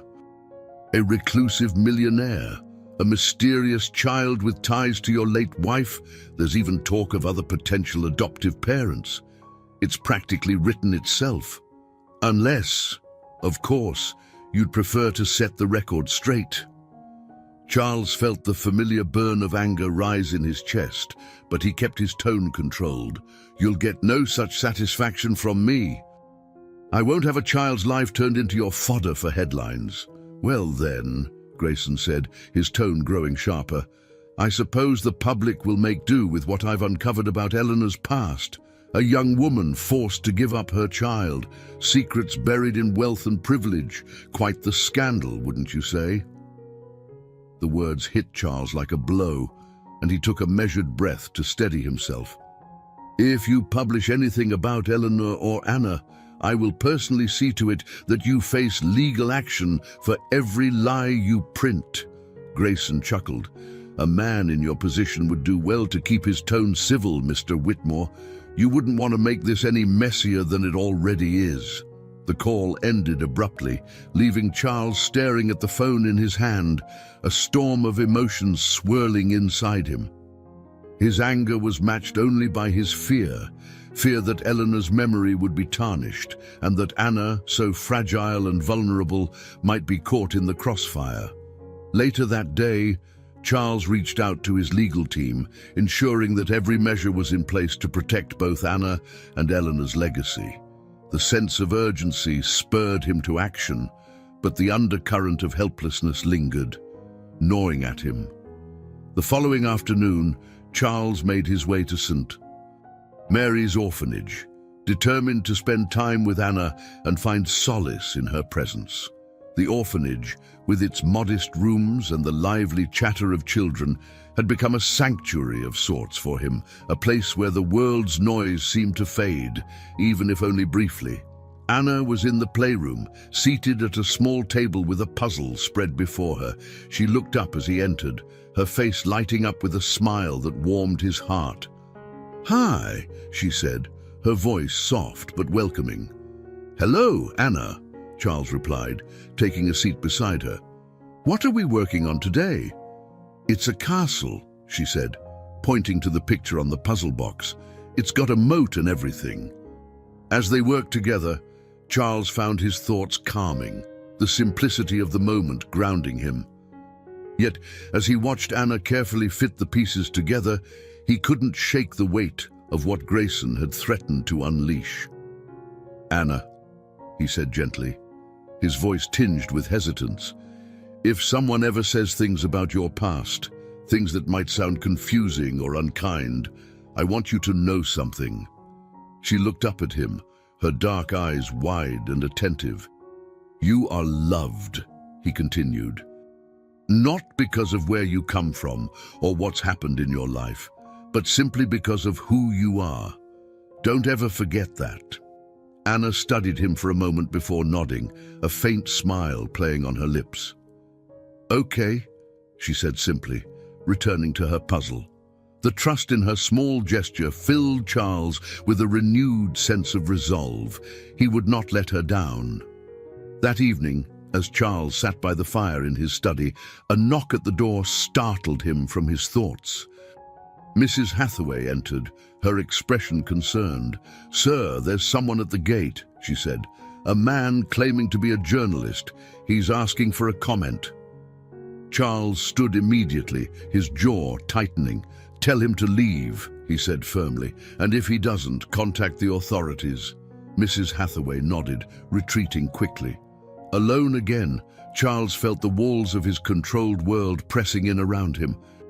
For years, he had lived a life of quiet seclusion, untouched by the outside world's chaos, but now, that world had found him, threatening not only his peace, but the future of the child he had come to love.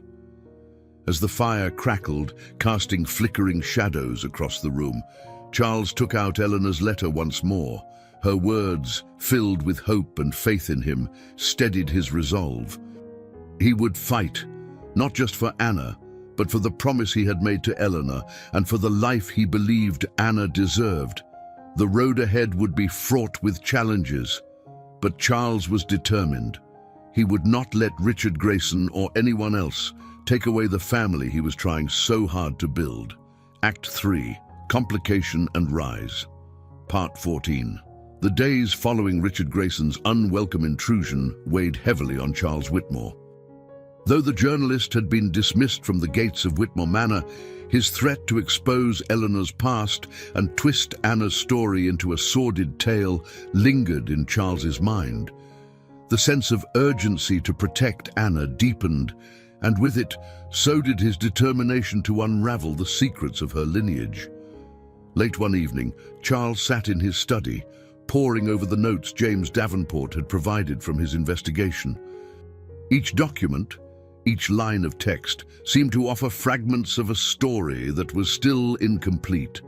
The connection between Eleanor, Margaret, and Anna was undeniable. But there was more, details hidden in the folds of the past that Charles was determined to uncover. As he sifted through the papers, a particular document caught his eye. It was an adoption record for Margaret, detailing the couple who had taken her in all those years ago. Their names, Joseph and Edith Fletcher, were faintly familiar, though Charles couldn't immediately place them. He leaned back in his chair, the firelight casting flickering shadows across the room, and closed his eyes, searching his memory. Suddenly, it came to him. The Fletchers had been acquaintances of Eleanor's parents, a family she had occasionally mentioned in passing. They were distant connections, not close enough to raise suspicion, but familiar enough to make Eleanor's decision to place Margaret with them seem deliberate. Charles felt a pang of sorrow as he realized how carefully Eleanor had orchestrated her daughter's adoption, ensuring Margaret would be placed with people she trusted, even at the cost of her own happiness. The discovery spurred Charles into action. He reached for the phone and dialed James's number, the late hour forgotten in his urgency. "James, it's Charles," he said when the line connected. "I need you to dig deeper into the Fletchers. There's something there, something Eleanor must have known, and I need to understand it." James, ever efficient, promised to begin immediately, and Charles hung up, his thoughts racing. The revelation that Eleanor had likely kept some connection to Margaret's life, however tenuous, filled him with both admiration and heartbreak. It was yet another testament to the quiet strength she had carried through her life. A strength that now inspired him to fight for Anna with all he had. A few days later, James arrived at Whitmore Manor with new information. Charles greeted him in the study, the atmosphere heavy with anticipation as the investigator laid out his findings. "I traced the Fletchers' history as you requested," James began, pulling out a folder. "Joseph Fletcher passed away many years ago, but Edith lived into her 90s. Interestingly, she corresponded with Eleanor sporadically over the years, letters that were never made public. It's clear that Eleanor kept a distant but watchful eye on Margaret's life." Charles's breath caught. "Do we have those letters?" "Unfortunately, no," James said, "but I did find something else. The Fletchers were close friends with a woman named Clara Bennett, who was present at Margaret's wedding. Clara's name appears repeatedly in documents related to the family, suggesting she may have played a significant role in their lives." "Where is Clara now?" Charles asked. "She lives in a small village not far from here," James replied. "If anyone can shed light on the connection between the Fletchers and Eleanor, it's likely her." Charles wasted no time. Within hours, he was on the road, the countryside stretching before him as he made his way to Clara Bennett's modest home. The village was quiet, its narrow streets lined with stone cottages that seemed untouched by time. When he arrived at Clara's address, he was struck by the simplicity of the house, its garden neatly tended despite the autumn chill. An elderly woman answered the door, her sharp eyes softened by a warm smile. "Mr. Whitmore," she said, after he introduced himself. "I've heard of you. Please, come in." Inside, Clara's home was cozy, filled with photographs and trinkets that spoke of a life rich in memories. She gestured for Charles to sit, offering him tea before settling into a chair opposite him. "I understand you knew the Fletchers," Charles began, his tone respectful but direct. Clara nodded. I did. They were good people, Joseph and Edith. They loved Margaret as their own. And Eleanor? Charles pressed gently. Did she have contact with them after Margaret's adoption? Clara's expression grew thoughtful.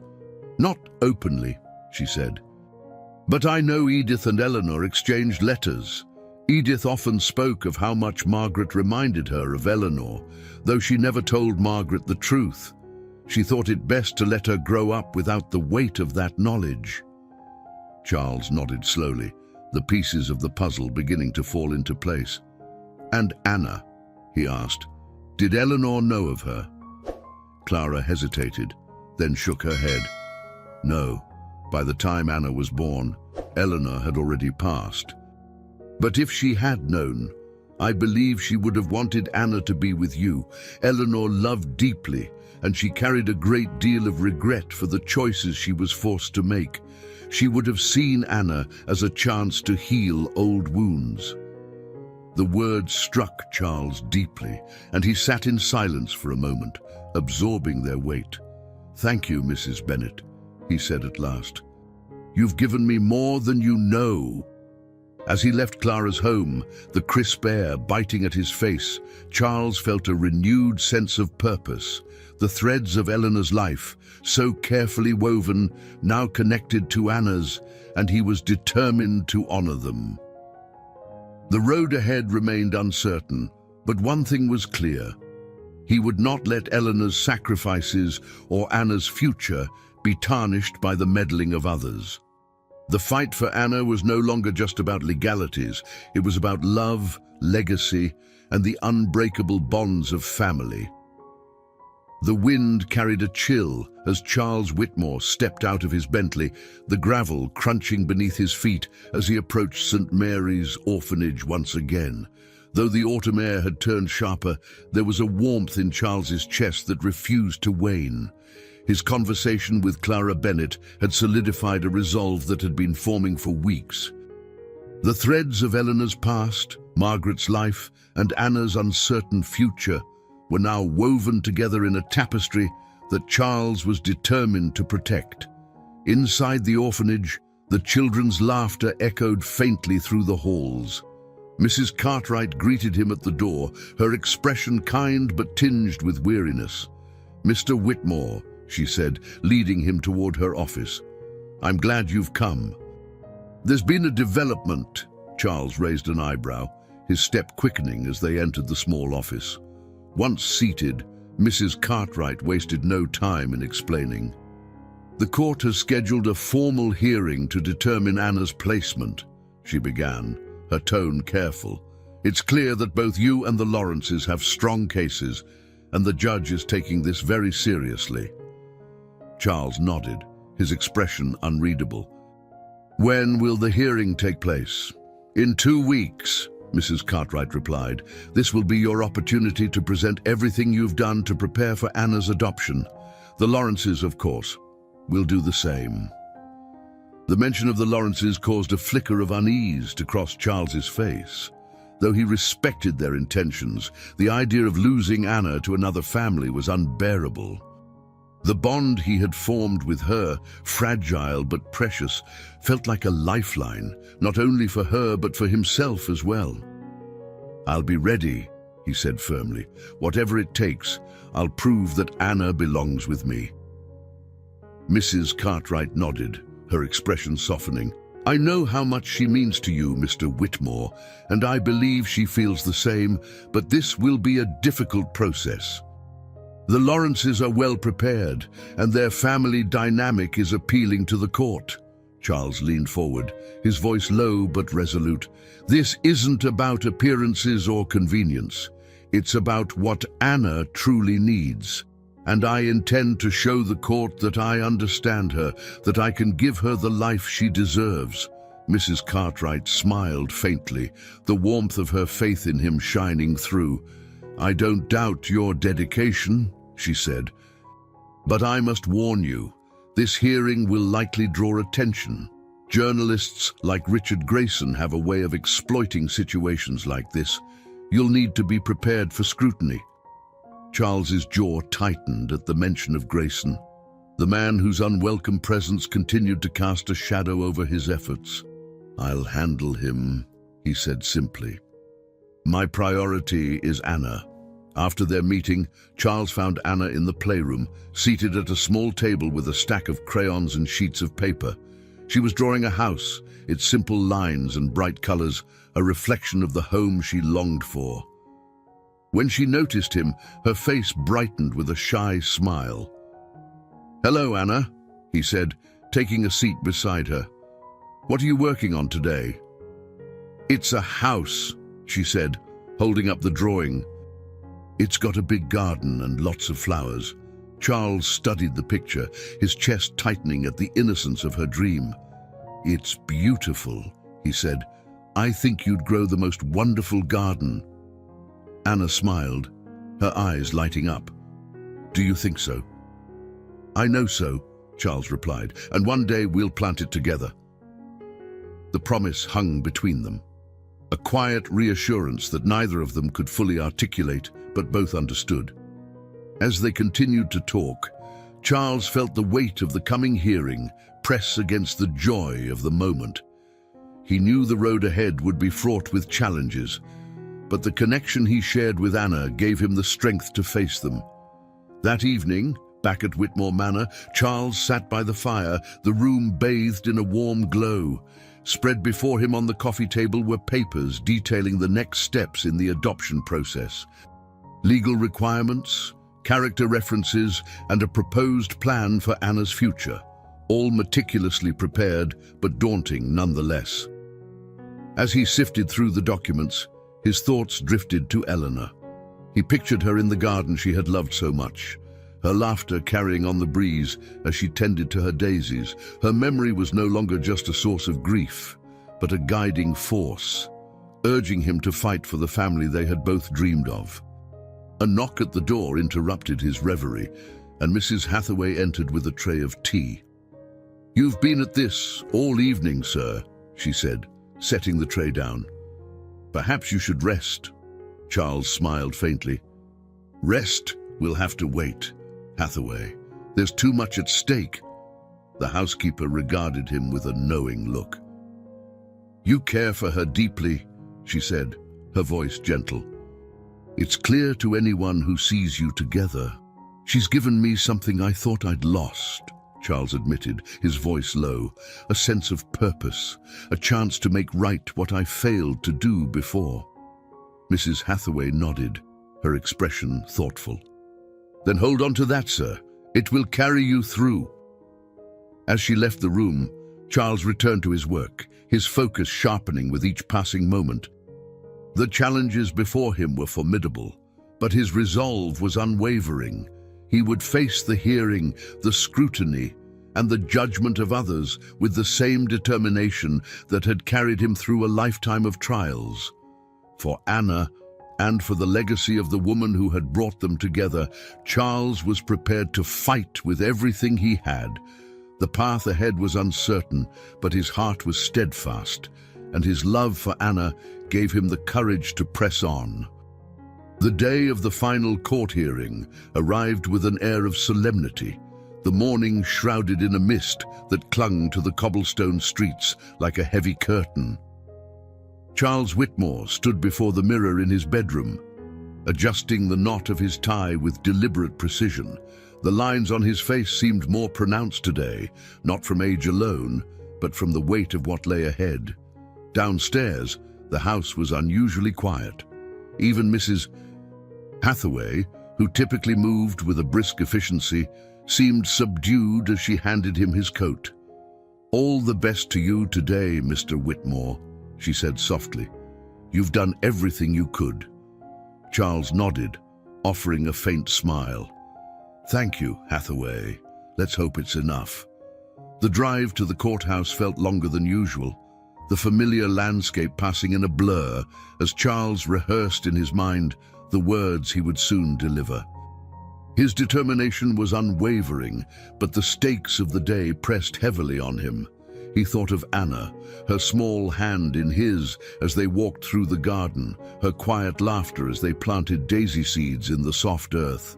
Those moments had become his anchor, his purpose. The courthouse was bustling when he arrived, the corridors echoing with footsteps and murmured conversations. Inside the courtroom, the atmosphere was tense. The Lawrences were already seated, their polished demeanor a sharp contrast to the quiet resolve Charles carried. Mrs. Cartwright offered him a reassuring nod from across the room, her faith in him a small but significant comfort. The judge entered, her presence commanding immediate silence. She was a woman of middle years, her sharp eyes betraying both wisdom and compassion. As the proceedings began, each party was given the chance to present their case. The Lawrences spoke first, their arguments precise and persuasive. They painted a picture of a stable home, filled with children and the structure they believed Anna needed. When it was Charles's turn to speak, he rose slowly, the weight of the moment evident in his every movement. He approached the bench with measured steps, his hands resting lightly on the wooden podium. "Your Honor," he began, his voice steady but imbued with emotion, "I stand here today not as a man of wealth or status, but as someone who has come to love Anna deeply. She is not just a child to me, she is family. Through her, I see the reflection of my late wife, Eleanor, and the life we dreamed of building together." He paused, his gaze sweeping the courtroom before returning to the judge. "Anna has endured more loss in her young life than most of us could imagine. What she needs now is not just stability, but understanding. She needs someone who sees her for who she is, who can help her heal and grow." Charles's voice faltered slightly, but he pressed on. "I may not fit the traditional image of a parent. I am older, and my life has been marked by solitude. But in Anna, I have found a purpose I thought was lost to me. She has given me a reason to hope again, and I am determined to give her the love and security she deserves." The courtroom was silent as Charles returned to his seat. He felt the eyes of the Lawrences on him, but he did not look their way. Instead, he focused on the judge, whose expression remained inscrutable. As the hearing continued, Mrs. Cartwright was called to testify. Her words were measured and thoughtful, painting a vivid picture of the bond she had witnessed between Charles and Anna. "Mr. Whitmore has shown an extraordinary commitment to Anna," she said. "He has been patient, attentive, and unwavering in his dedication to her. In my years of working with children, I have rarely seen such a genuine connection." The judge listened intently, her gaze shifting between Mrs. Cartwright and Charles. When the testimony concluded, she called for a brief recess, leaving the courtroom in a tense hush. During the break, Charles stepped outside to gather his thoughts. The air was crisp, the mist lingering in the corners of the courthouse steps. He leaned against the stone railing, his eyes fixed on the distant horizon. "Mr. Whitmore." The voice startled him, and he turned to see Mrs. Lawrence standing nearby. Her expression was gentle, free of the guarded professionalism she had displayed earlier. "I just wanted to say," she began, hesitating slightly, "no matter what happens today, I admire your dedication to Anna. It's clear how much you care for her." Charles inclined his head, his voice low but sincere. "Thank you. She's an extraordinary child." Mrs. Lawrence smiled faintly. "Yes, she is. And she's fortunate to have so many people who care about her." As she walked away, Charles felt a pang of respect for her. Despite their differences, they both wanted what was best for Anna. That shared goal gave him a sense of quiet resolve as he returned to the courtroom. When the judge re-entered, the room fell silent once more. She addressed the court with measured words, acknowledging the strengths of both parties. "This decision," she said, her tone firm but compassionate, "is not one I take lightly. Both Mr. Whitmore and the Lawrences have demonstrated their deep care for Anna. However, my decision must rest on what I believe is in her best interest." As she continued, Charles felt his pulse quicken, each word carrying the weight of the future he had fought so hard to build. The world seemed to narrow to the judge's voice, her verdict hanging in the air like the final note of a long-held melody. The judge's words hung in the air, each one weighted with significance as she delivered her decision. The courtroom was silent, the atmosphere heavy with anticipation. Charles Whitmore sat still, his hands folded tightly in his lap. Across the room, the Lawrences wore expressions of composed expectancy, though Mrs. Lawrence's gaze flickered toward Charles, betraying a trace of unease. "This court acknowledges the strengths and sincerity of both parties," the judge began, her voice steady but firm. "Mr. and Mrs. Lawrence have presented a compelling case, offering a stable and nurturing family environment that would benefit any child. Their home, filled with other children and a strong support system, is undoubtedly well suited to raising Anna." Charles's heart sank slightly, though he forced himself to remain composed. The knot in his chest tightened as the judge continued. "However," she said, her tone softening slightly, "it is the unique bond between Mr. Whitmore and Anna that this court finds particularly significant. Anna has endured tremendous upheaval in her young life, and her connection to Mr. Whitmore offers her not only stability but also a profound sense of belonging and identity. It is clear that Mr. Whitmore's dedication to Anna is unwavering, and his efforts to understand and meet her needs reflect a deep and genuine love." The room seemed to hold its breath as the judge reached her conclusion. "Therefore, this court grants guardianship and the right to adoption to Mr. Charles Whitmore." The words echoed in Charles's mind, their meaning taking a moment to fully sink in. Relief washed over him, accompanied by a wave of emotion so powerful it left him momentarily speechless. Across the room, the Lawrences exchanged glances, their disappointment evident but tempered by grace. Mrs. Lawrence nodded slightly in Charles's direction, a silent acknowledgement of his victory. The judge's gavel struck, signaling the end of the hearing. As the courtroom began to empty, Charles remained seated for a moment, his hands trembling slightly as he exhaled a deep breath. Mrs. Cartwright approached, her face alight with warmth. "Congratulations, Mr. Whitmore," she said softly. "Anna will be so happy." Charles nodded, his voice thick with emotion. "Thank you, Mrs. Cartwright, for everything."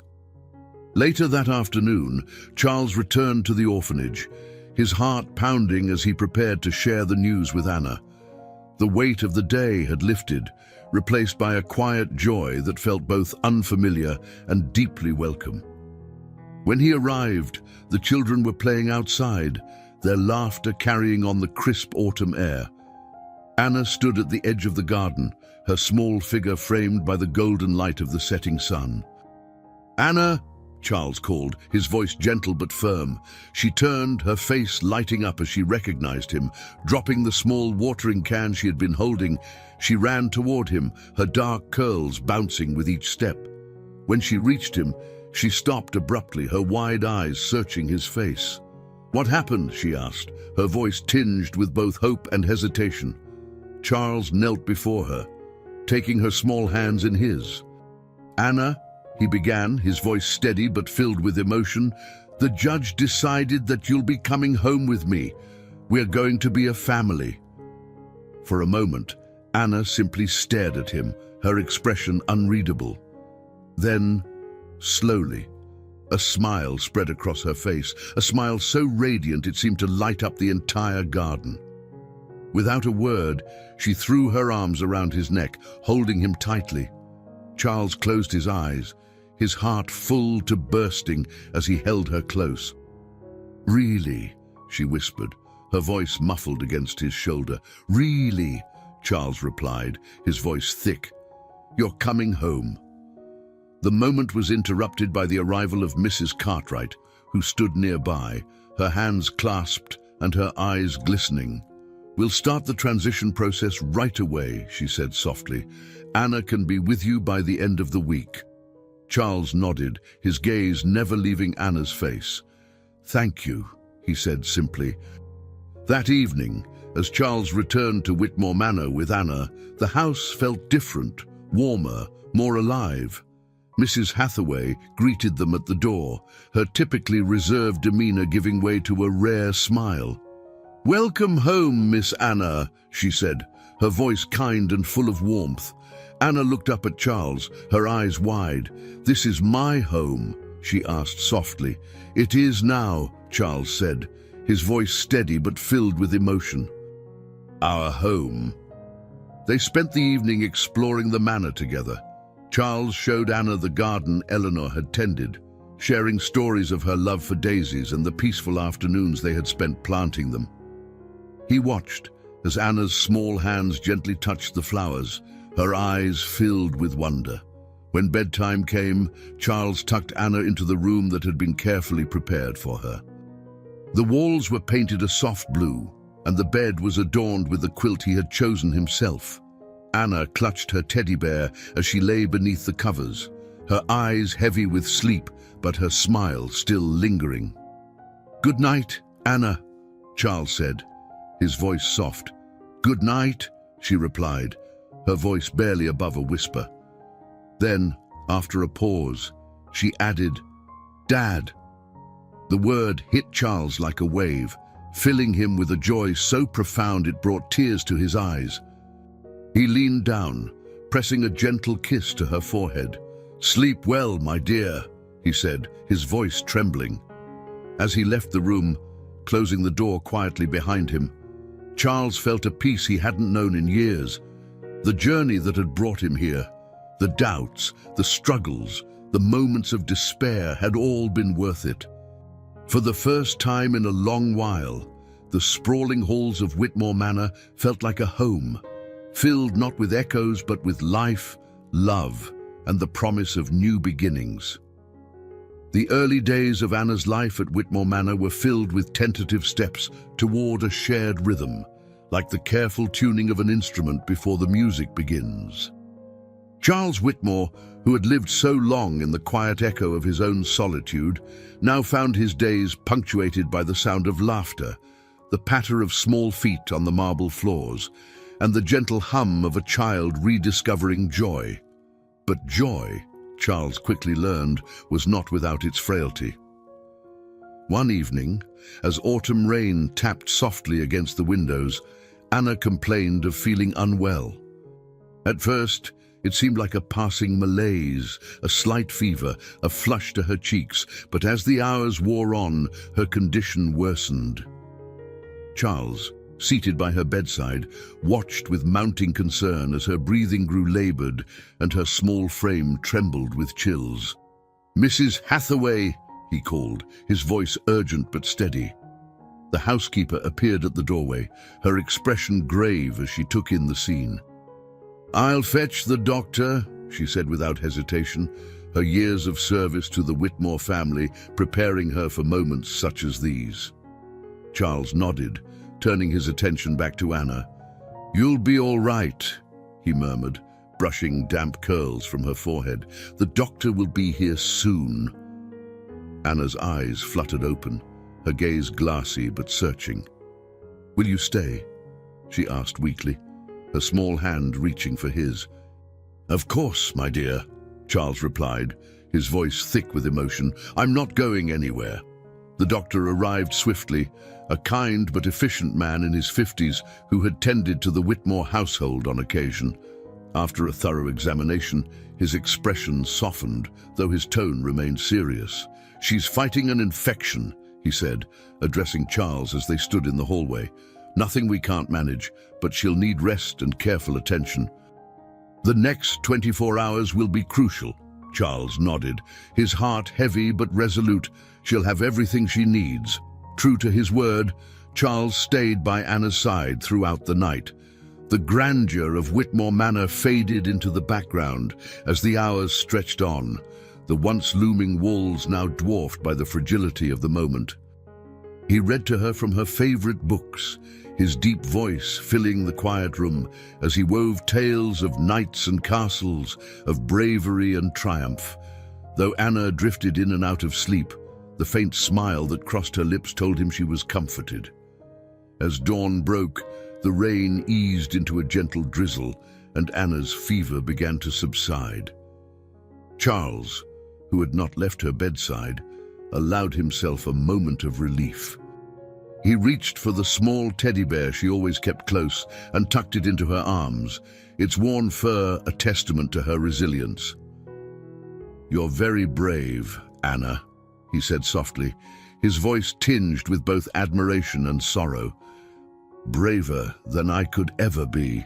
Anna's eyes opened slowly, her gaze meeting his. "You're brave too," she whispered, her voice hoarse but sure. "You stayed." The simplicity of her words struck Charles deeply, and for a moment he could not speak. He reached out, his hand gently resting on her small shoulder. "Always," he said finally, "I'll always stay."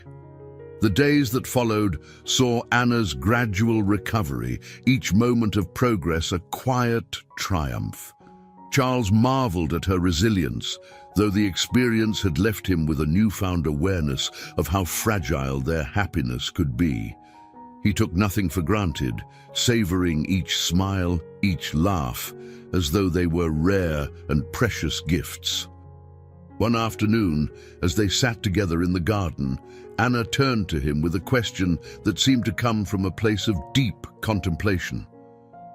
"Why do you love me?" she asked, her voice soft but curious. Charles, taken aback by the question, regarded her with a gentle smile. "Why wouldn't I love you?" he replied, his tone light but sincere. Anna shrugged, her gaze dropping to the daisies she was carefully arranging in a small vase. "I don't know. I just wonder." Charles reached for her hand, his touch firm but comforting. "I love you because of who you are, Anna. Because you're kind and strong and full of wonder. And because you've brought so much light into my life." Anna looked up at him, her dark eyes wide with emotion. "You brought light to me too," she said simply. The words, spoken with the unguarded honesty of a child, filled Charles with a profound sense of gratitude. He had spent so many years adrift, the loss of Eleanor leaving a void he thought could never be filled. Yet here, in the presence of this small, courageous girl, he felt whole again, as the sun dipped lower in the sky, casting the garden in a warm, golden glow. Charles and Anna sat together in comfortable silence. The trials they had faced, the battles yet to come, all seemed distant in that moment.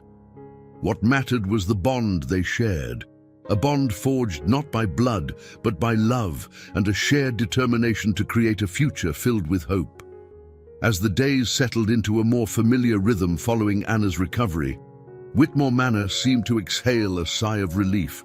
Yet, Charles Whitmore could not escape the undercurrent of fear that had taken root during those harrowing nights at her bedside.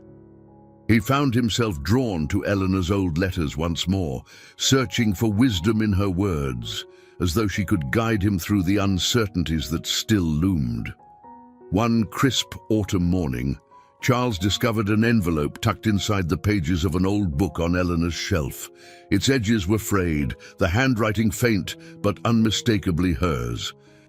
As he unfolded the letter, his heart quickened, for it was addressed not to him, but to "the family I never had." The weight of its words drew him into a silence so profound that the distant hum of the estate seemed to disappear. The letter began with Eleanor's characteristic tenderness. "To those I could not hold, I have thought of you every day. My choices, though necessary, have left an ache that time has not eased. To the child I gave away, know that you were my first gift of love, and I prayed for your happiness from afar. And to the family I dreamed of but never saw fully realized, forgive me for the years lost, but know my heart was always with you. If you ever find this letter, let it be a bridge between us. Let it remind you that even in absence, love endures." Charles's hands trembled as he read. The letter seemed to reach across time, binding together the fragments of Eleanor's life and the future he was trying so desperately to build for Anna. It was not simply a confession of sorrow, but a testament to Eleanor's enduring hope that the family she had longed for might one day find healing. That evening, Charles shared the letter with Anna. They sat in the library, the fire casting flickering shadows across the shelves as he read it aloud. Anna, curled up beside him with her teddy bear clutched tightly, listened intently, her young face alight with both curiosity and quiet wonder. "Was she talking about me?" Anna asked softly when he finished. "I believe she was," Charles replied, his voice steady despite the lump in his throat. "And about Margaret, your mother, and about us?" Anna looked thoughtful, her small fingers tracing the edges of the letter. "She wanted us to be happy," she said. Charles nodded, resting a hand on her shoulder. "She did, and I think she would be, knowing we found each other." The warmth of the moment was interrupted by the sharp ring of the telephone. Charles excused himself, his heart sinking slightly at the thought of another intrusion into their peace. When he answered, it was James Davenport on the other end, his voice low and urgent. "Charles," James began, "I've uncovered something important. It concerns Anna's mother, Margaret." "What is it?" Charles asked, his tone calm but edged with apprehension. "It appears Margaret's adoptive parents, the Fletchers, left behind records that suggest Eleanor may have been more involved in their lives than we initially thought. There are letters, financial transactions, and even personal notes that tie her to Margaret's upbringing, though she kept it at a distance." Charles felt his breath catch. "Do you have access to these records?" "I do," James replied. "And there's one more thing. The Fletcher's estate included a trust fund, one that was meant for Margaret's child. It was never claimed." The implications of James's words struck Charles with the force of a revelation. Eleanor had done everything in her power to ensure Margaret and her family were provided for, even if it meant working in the shadows. And now that legacy had extended to Anna, binding her even more tightly to the life Charles was trying to offer her. "Bring everything to me," Charles said firmly. "I want to see it." The next day, James arrived at Whitmore Manor with a box of documents. Charles pored over the papers, each one a thread in the tapestry of Eleanor's quiet sacrifices. Among them was a photograph of Margaret as a young woman, standing beside a man Charles assumed was her husband. In her arms, she held a baby with dark curls and wide eyes, Anna. Charles stared at the photograph for a long moment, his chest tightening with a mix of sorrow and gratitude. Here was the proof of Eleanor's love, carried through generations and now resting in his care. He placed the photograph on the desk beside the letter, the two pieces of history converging in a way that felt both overwhelming and profoundly right. As Charles finished reviewing the documents, James leaned forward, his expression thoughtful. "You've fought hard for Anna," he said, "but it's clear you're not just doing this out of duty. You care for her deeply." "I do," Charles replied simply. "She's my family," James nodded, his tone softening. "Then it seems Eleanor's dream has come true in a way she might never have imagined." That evening, as Charles tucked Anna into bed, he felt the weight of Eleanor's letter and the discoveries of the day pressing gently but firmly on his heart. He leaned down, brushing a stray curl from Anna's forehead as her eyes fluttered closed. "Good night, Anna," he whispered. "You're safe now. And you're loved." As he left her room, closing the door softly behind him, Charles felt a sense of peace, unlike any he had known in years. The pieces of Eleanor's life, Margaret's journey, and Anna's future had come together in a way that felt both extraordinary and inevitable. For the first time, Whitmore Manor truly felt like a home, a place where love, though hard-won, had finally taken root. The arrival of winter brought a quiet transformation to Whitmore Manor. Snow blanketed the sprawling grounds in a serene white, softening the harsh lines of the trees and hedges. The grand estate, once imposing in its stillness, now felt alive with warmth. Inside, the fireplaces crackled and the scent of pine wreaths filled the air, a reflection of the season's approach. Charles Whitmore, for the first time in years, found himself looking forward to the holidays with something resembling joy. Anna, now fully settled into her new life, moved through the house with a lightness that mirrored her growing comfort. Each room she entered seemed to brighten, her presence filling the once empty halls with laughter and song. She had taken to following Mrs. Hathaway around the kitchen, learning to bake cookies and begging for stories about her mother, Margaret, and even Eleanor. One evening, as Charles sat by the fire in the study, reviewing correspondence from the estate's trustees, Anna wandered in, holding a small wooden box. Her expression was a mix of curiosity and excitement as she climbed into the chair opposite him. "Look what I found," she said, setting the box on the table between them. Charles leaned forward, recognizing the item immediately. It was a music box, intricately carved with patterns of vines and flowers. He had almost forgotten about it. It had belonged to Eleanor. He reached for the box, running his fingers over the familiar design. "This was your grandmother's," he said softly. "She loved this music box." Anna's eyes widened. "Can we open it?" Charles nodded, carefully lifting the lid. The familiar tune of an old lullaby drifted out, its notes delicate and haunting. As the music played, a hidden compartment at the bottom popped open, revealing a folded piece of paper tucked inside. Charles frowned, his heart quickening as he gently retrieved the paper. The handwriting was unmistakable. It was another letter from Eleanor. Anna leaned closer, her dark eyes full of wonder. "What does it say?" Charles unfolded the letter, his voice steady but filled with emotion as he began to read aloud. "To the family I never had, if you are reading this, then perhaps fate has been kinder to us than I dared to hope. My greatest regret in life was the distance that separated us, the choices I made, and the chances I lost. Yet my love for you, my dreams of the life we might have shared, were always with me. If this music box has found its way to you, know that you are loved beyond measure. Forgive me for the silence of the years, for the words I could not say, and know that I am with you in every memory, in every moment of happiness you create together." The room fell silent as the last words of the letter lingered in the air. Charles looked up to see Anna staring at him, her expression both solemn and hopeful. "She wanted us to be happy," Anna said, her voice barely above a whisper.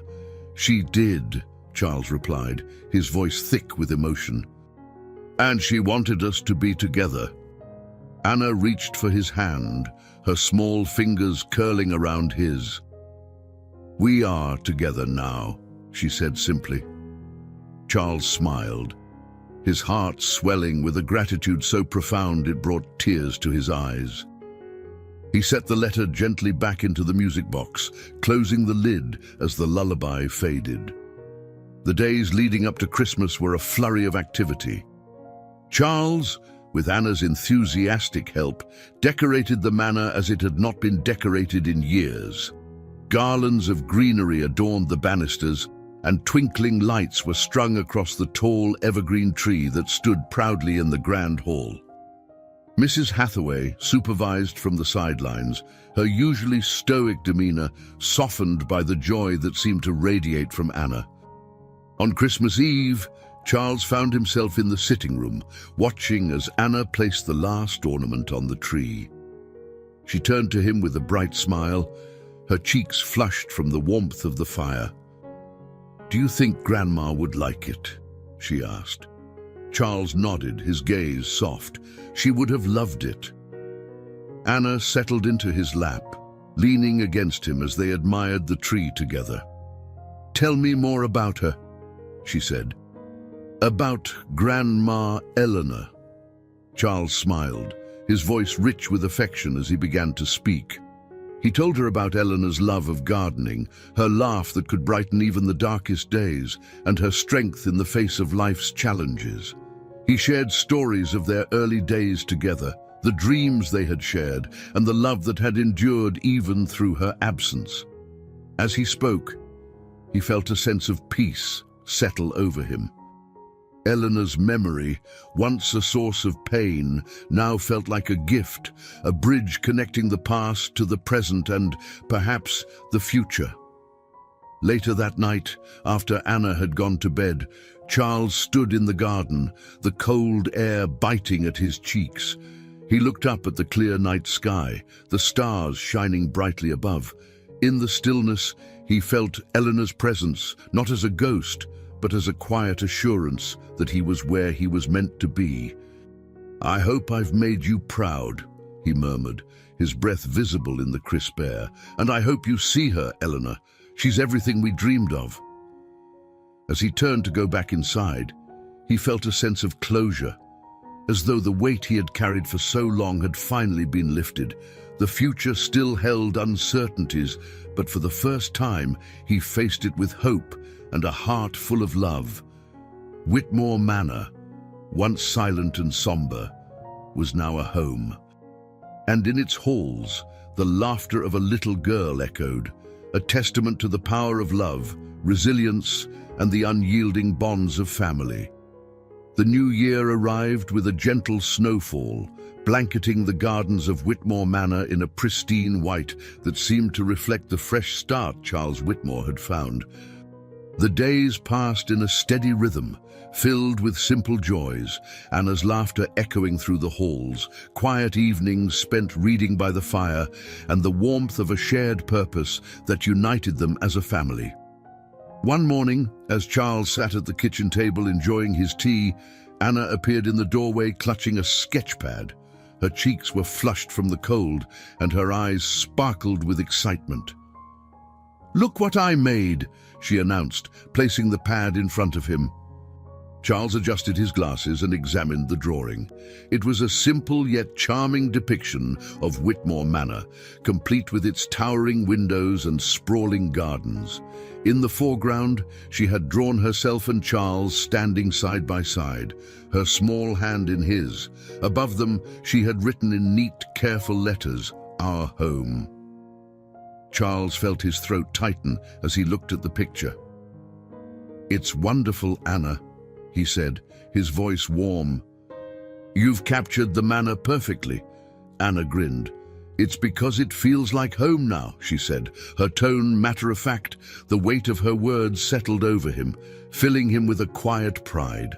For so long, Whitmore Manor had been a place of echoes and memories, its grandeur masking the emptiness within. Now it was alive, a true home where love and laughter flourished. "Would you like to hang it in the study?" he asked. "I think it belongs somewhere special." Anna nodded eagerly, and together they found a spot above the fireplace. As Charles carefully placed the frame on the wall, he felt a sense of permanence in the gesture, as though the house itself acknowledged the transformation it had undergone. As winter gave way to early spring, the routines of their new life settled into place. Charles found himself spending more time in the garden, often with Anna at his side. They planted flowers and tended to the shrubs, Eleanor's favorite daisies blooming once again under their care. One afternoon, as they worked together, Anna paused, a thoughtful expression crossing her face. "Do you think Mum would have liked it here?" she asked softly. Charles set down his spade, wiping his hands on a cloth before kneeling beside her. "I think she would have loved it," he said. "She would have been so proud of you, Anna." "Just as I am," Anna smiled, her dark eyes reflecting a quiet understanding that seemed far beyond her years. "I wish I could have known her," she said. Charles nodded, his gaze drifting to the daisies swaying gently in the breeze. "She's a part of you," he said, "in every kind word you say, in your courage, in your love for life. That's how she lives on." Anna considered his words, then reached for his hand. "And Grandma Eleanor?" she asked. Charles smiled, his heart swelling with affection. "She's a part of you too, in your strength and your determination, and I believe she's watching over us, proud of the family we've become."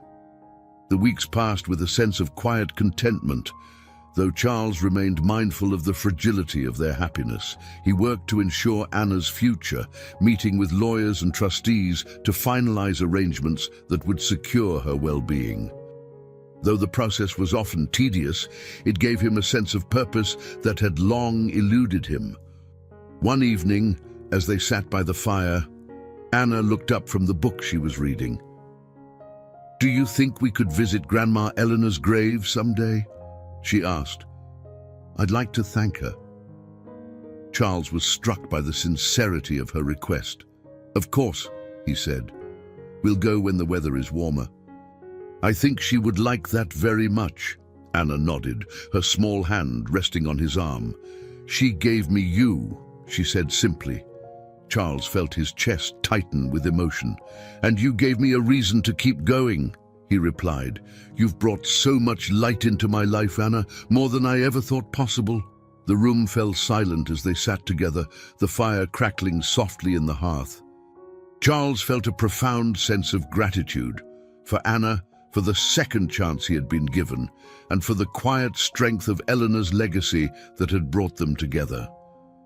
One early spring morning, as the first blossoms began to appear in the garden, Charles and Anna took a walk through the estate.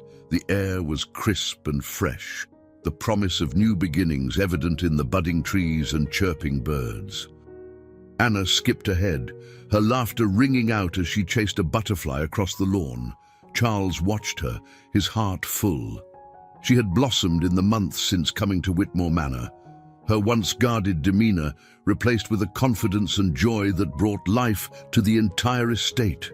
As he followed her, he realized that the house, once a symbol of loss, had become a place of healing and renewal. In that moment, he felt Eleanor's presence, not as a shadow of sorrow, but as a gentle reminder of the love that had endured across generations. He knew their journey was far from over, but he faced the future with a sense of hope he had not known in years. Whitmore Manor, once silent and cold, was now a sanctuary filled with love, laughter, and the unbreakable bond between a man and the child who had given him a second chance at life. The warmth of spring brought a vibrant energy to Whitmore Manor, as if the house itself was awakening alongside the blooms in the garden.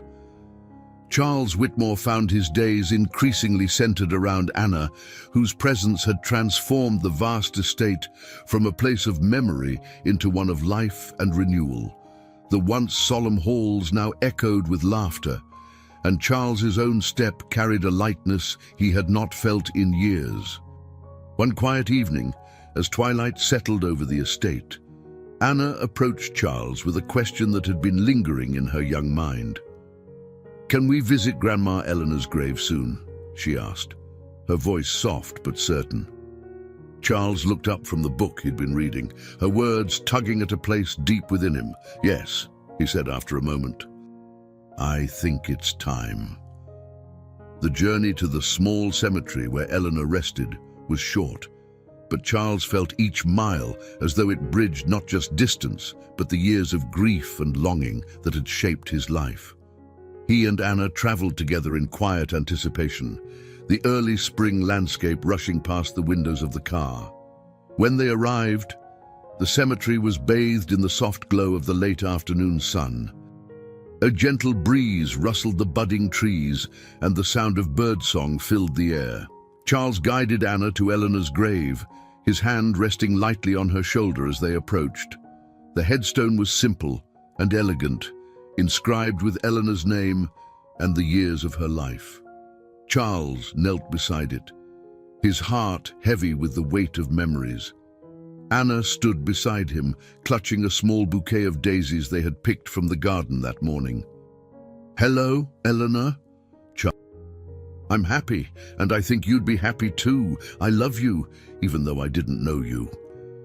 Charles felt his chest tighten, tears threatening to fall as he listened to Anna's earnest words. He reached out, placing a hand on her shoulder as they knelt together in the quiet of the cemetery. For a long moment, they stayed there, the silence filled with the unspoken connection between past and present. Charles felt a sense of peace wash over him, as though Eleanor herself were there, watching over them and blessing the life they were building together. On the way back to Whitmore Manor, Anna was quiet, her small face thoughtful as she gazed out the window. Charles watched her, sensing the depth of her reflection. "Are you all right?" he asked gently. Anna nodded, turning to him with a faint smile. "I'm glad we went," she said.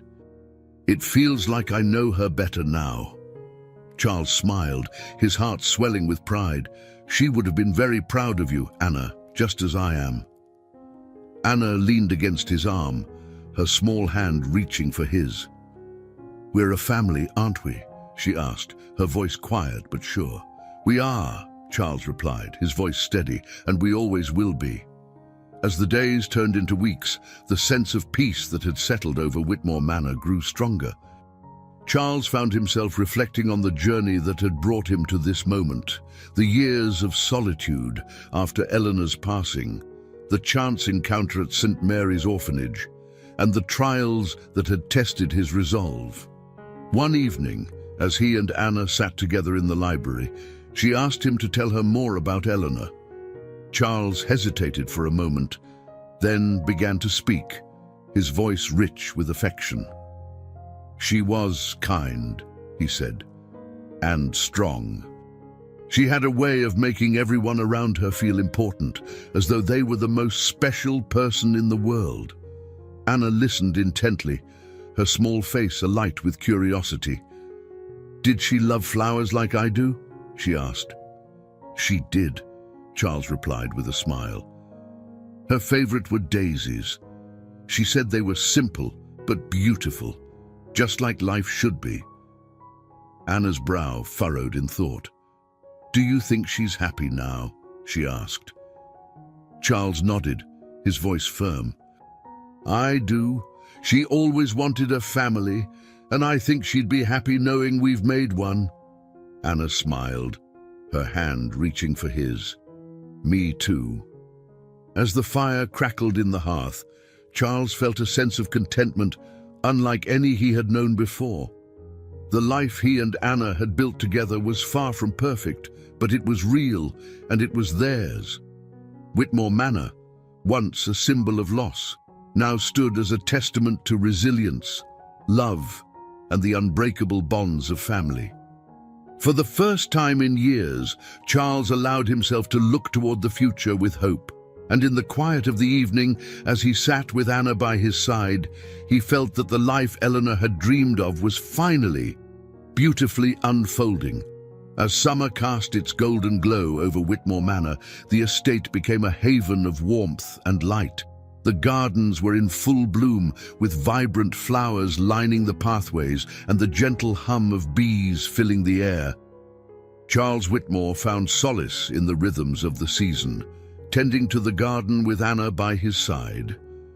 She had taken to helping him with a diligence and curiosity that brought new life to the once quiet grounds. One morning, as the sun rose high over the estate, Charles stood at the edge of the garden, surveying their work. Rows of daisies, Eleanor's favorite, swayed gently in the breeze. Anna appeared beside him, her small hands carrying a watering can too big for her slight frame. "They're so pretty," she said, her voice filled with wonder. "I think Grandma would love them." Charles nodded, a faint smile playing on his lips. "She would. She always said daisies were a reminder of life's simple beauty." Anna set the watering can down and turned to him, her face serious. "Do you think we're making her happy?" Charles crouched beside her, meeting her gaze with a warmth that softened the lines of his face.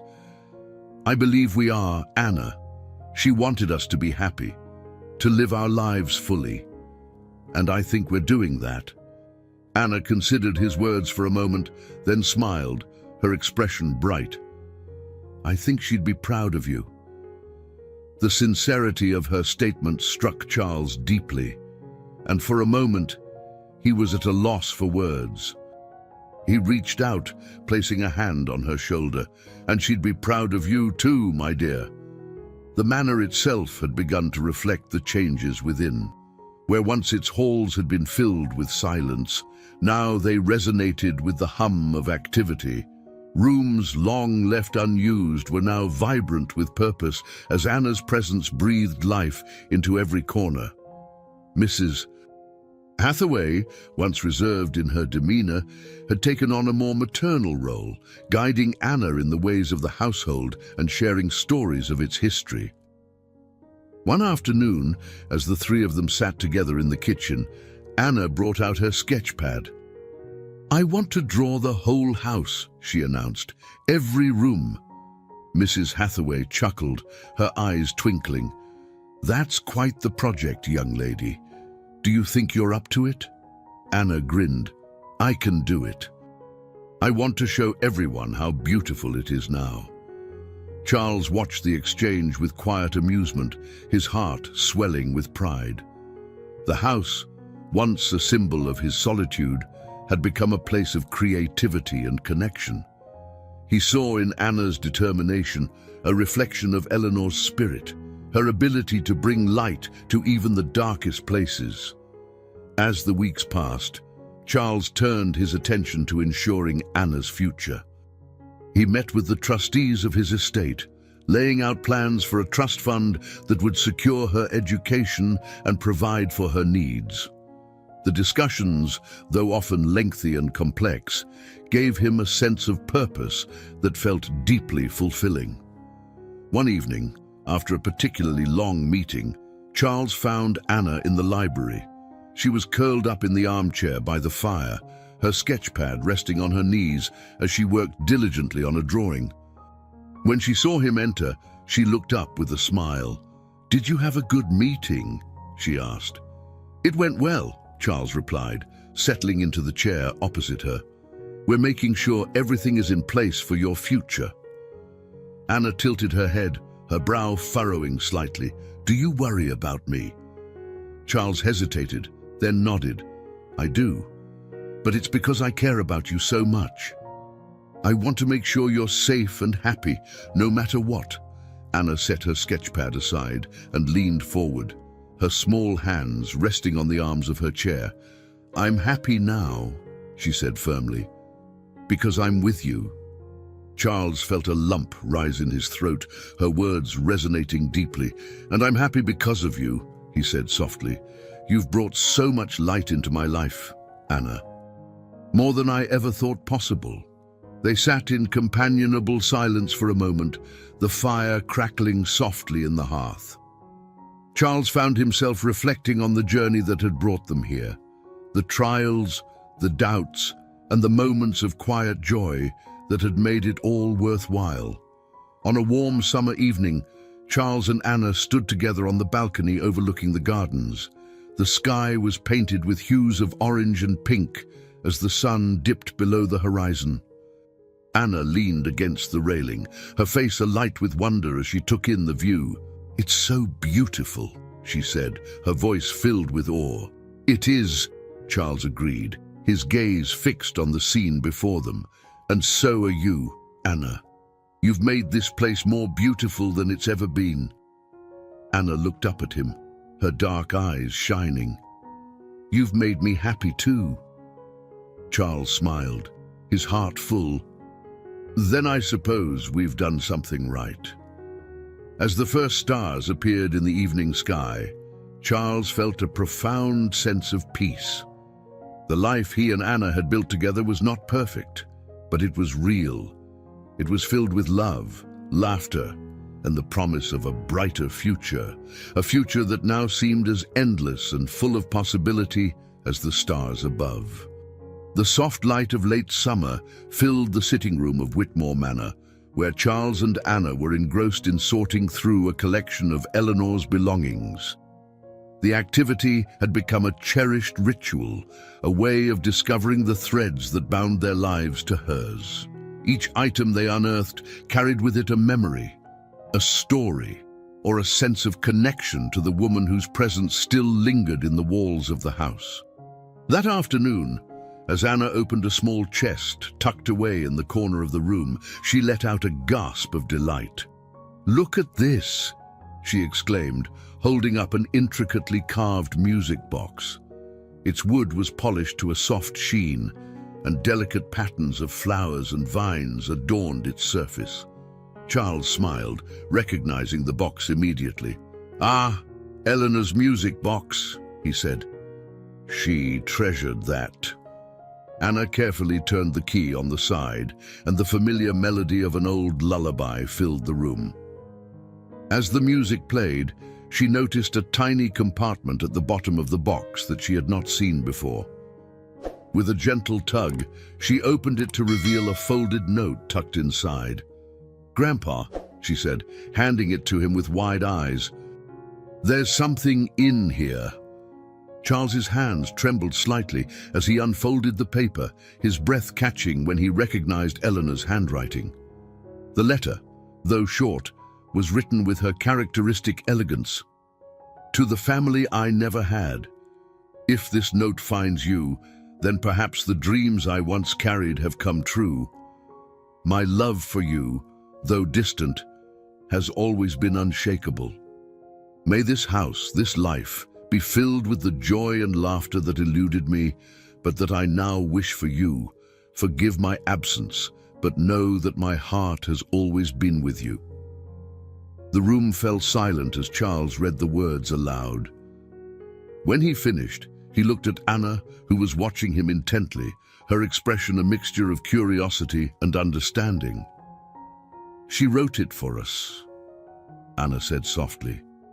"Even though she didn't know it would be us," Charles nodded, his voice thick with emotion. "She hoped for this," he said, "for a family, for love to fill these walls." Anna reached for his hand, her small fingers curling around his. "We're her family now," she said, "and we're making her wish come true." Charles felt his chest tighten with gratitude and pride. "Yes, we are," he said, his voice steady. "And we'll continue to every day." In the days that followed, the music box and Eleanor's note took a place of honor in the sitting room, a reminder of the journey that had brought them to this point. Charles found himself reflecting more deeply on the life he had shared with Eleanor and the legacy she had left behind. Her words, filled with both sorrow and hope, inspired him to continue building the life they had dreamed of, a life filled with purpose, connection, and love. One evening, as the sun dipped low on the horizon, casting a warm glow over the estate, Charles and Anna took a walk through the garden. The daisies, now in full bloom, swayed gently in the evening breeze. Anna carried a small basket, picking flowers as they walked. "Do you think Grandma Eleanor would like these?" she asked, holding up a handful of daisies. "I think she would love them," Charles replied. "She always said daisies were simple but beautiful, just like the most important things in life." Anna smiled, her gaze drifting over the garden. "I like that," she said. "It makes me think of her." As they walked, they came to a small bench near the edge of the garden, where they sat together. The air was filled with the scent of blooming flowers, and the sky above was painted with hues of orange and pink. "I've been thinking," Anna said, her voice thoughtful. "Maybe we could do something special for Grandma Eleanor, something to show her we're happy." Charles looked at her, his heart swelling with affection. "What do you have in mind?" Anna hesitated, then smiled. "We could plant more daisies. A whole field of them, just for her." Charles's smile widened. "I think that's a wonderful idea," he said. "We'll start tomorrow." Anna beamed, her excitement palpable. "I'll help," she said. "We can make it the most beautiful garden ever." As they sat together, Watching the sun sink lower in the sky, Charles felt a deep sense of peace. The life he had built with Anna was not just a fulfillment of Eleanor's wishes, but a testament to the resilience of love and the power of hope. Whitmore Manor, once a place of silence and sorrow, had become a sanctuary of light, laughter, and new beginnings. And in that moment, as the stars began to appear in the evening sky, Charles felt a quiet certainty that Eleanor was watching over them, her spirit as present as the daisies blooming in the garden. The air was crisp and cool as Charles Whitmore and Anna made their way through the small cemetery on the outskirts of the village.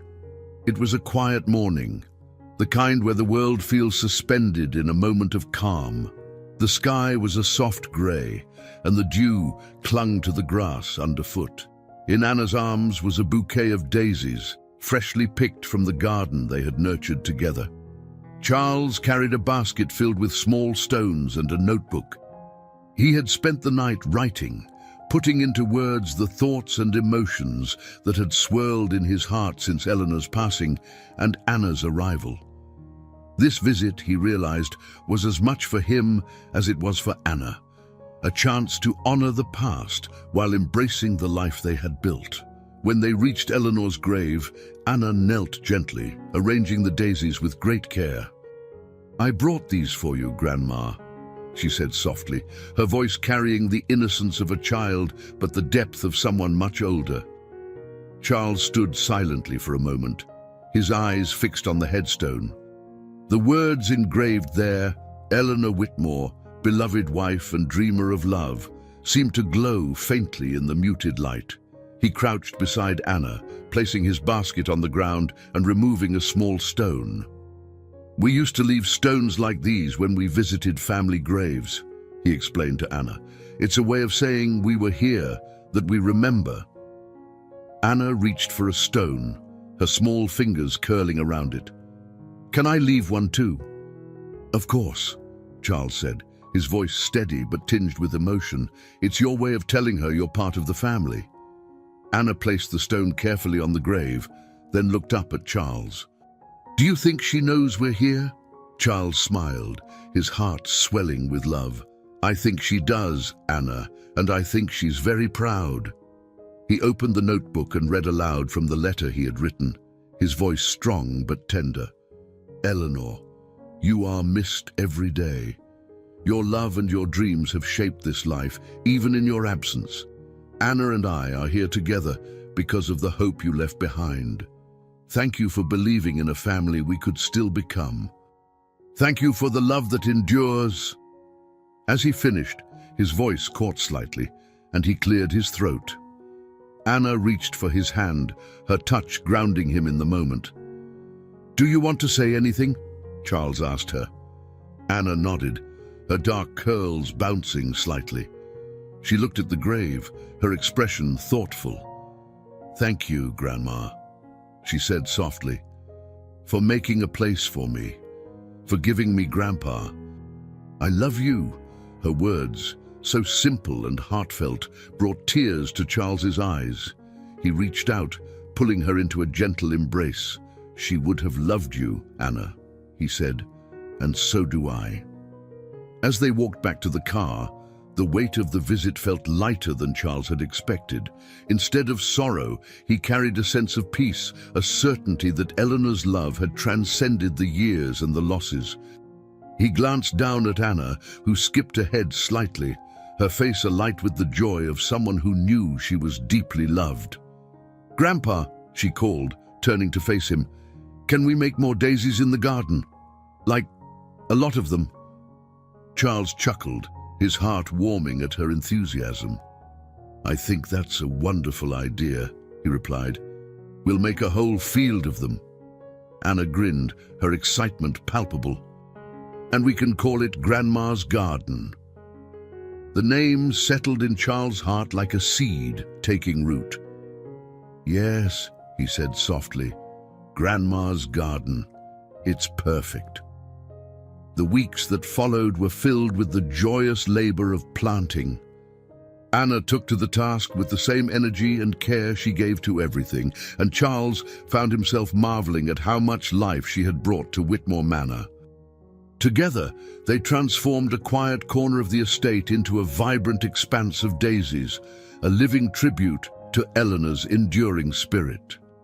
On the day they finished, they stood together at the edge of the garden, admiring their work. The daisies swayed gently in the breeze, their white petals catching the sunlight. "It's beautiful," Anna said, her voice filled with awe. "It is," Charles agreed. Just like the woman who inspired it, Anna reached for his hand, her small fingers curling around his. "I think she's happy now," she said softly, "because we're happy." Charles looked down at her, his heart full to overflowing. "I think you're right, Anna," he said. "She's happy, and so am I." As they stood there, the sun setting behind them, Charles felt a profound sense of completion. The journey that had begun with loss and uncertainty had brought him to a place of love and renewal. Whitmore Manor, once a symbol of solitude, was now a sanctuary of connection and hope. And as the daisies danced in the evening light, Charles knew that Eleanor's dream of a family had not only been realized, but surpassed. It was a legacy of love that would continue to bloom, season after season, in the hearts of those she had touched. I hope you enjoyed today's story. Subscribe to the channel so you don't miss more stories like this. Leave a like and comment below what you thought of the story. See you in the next video.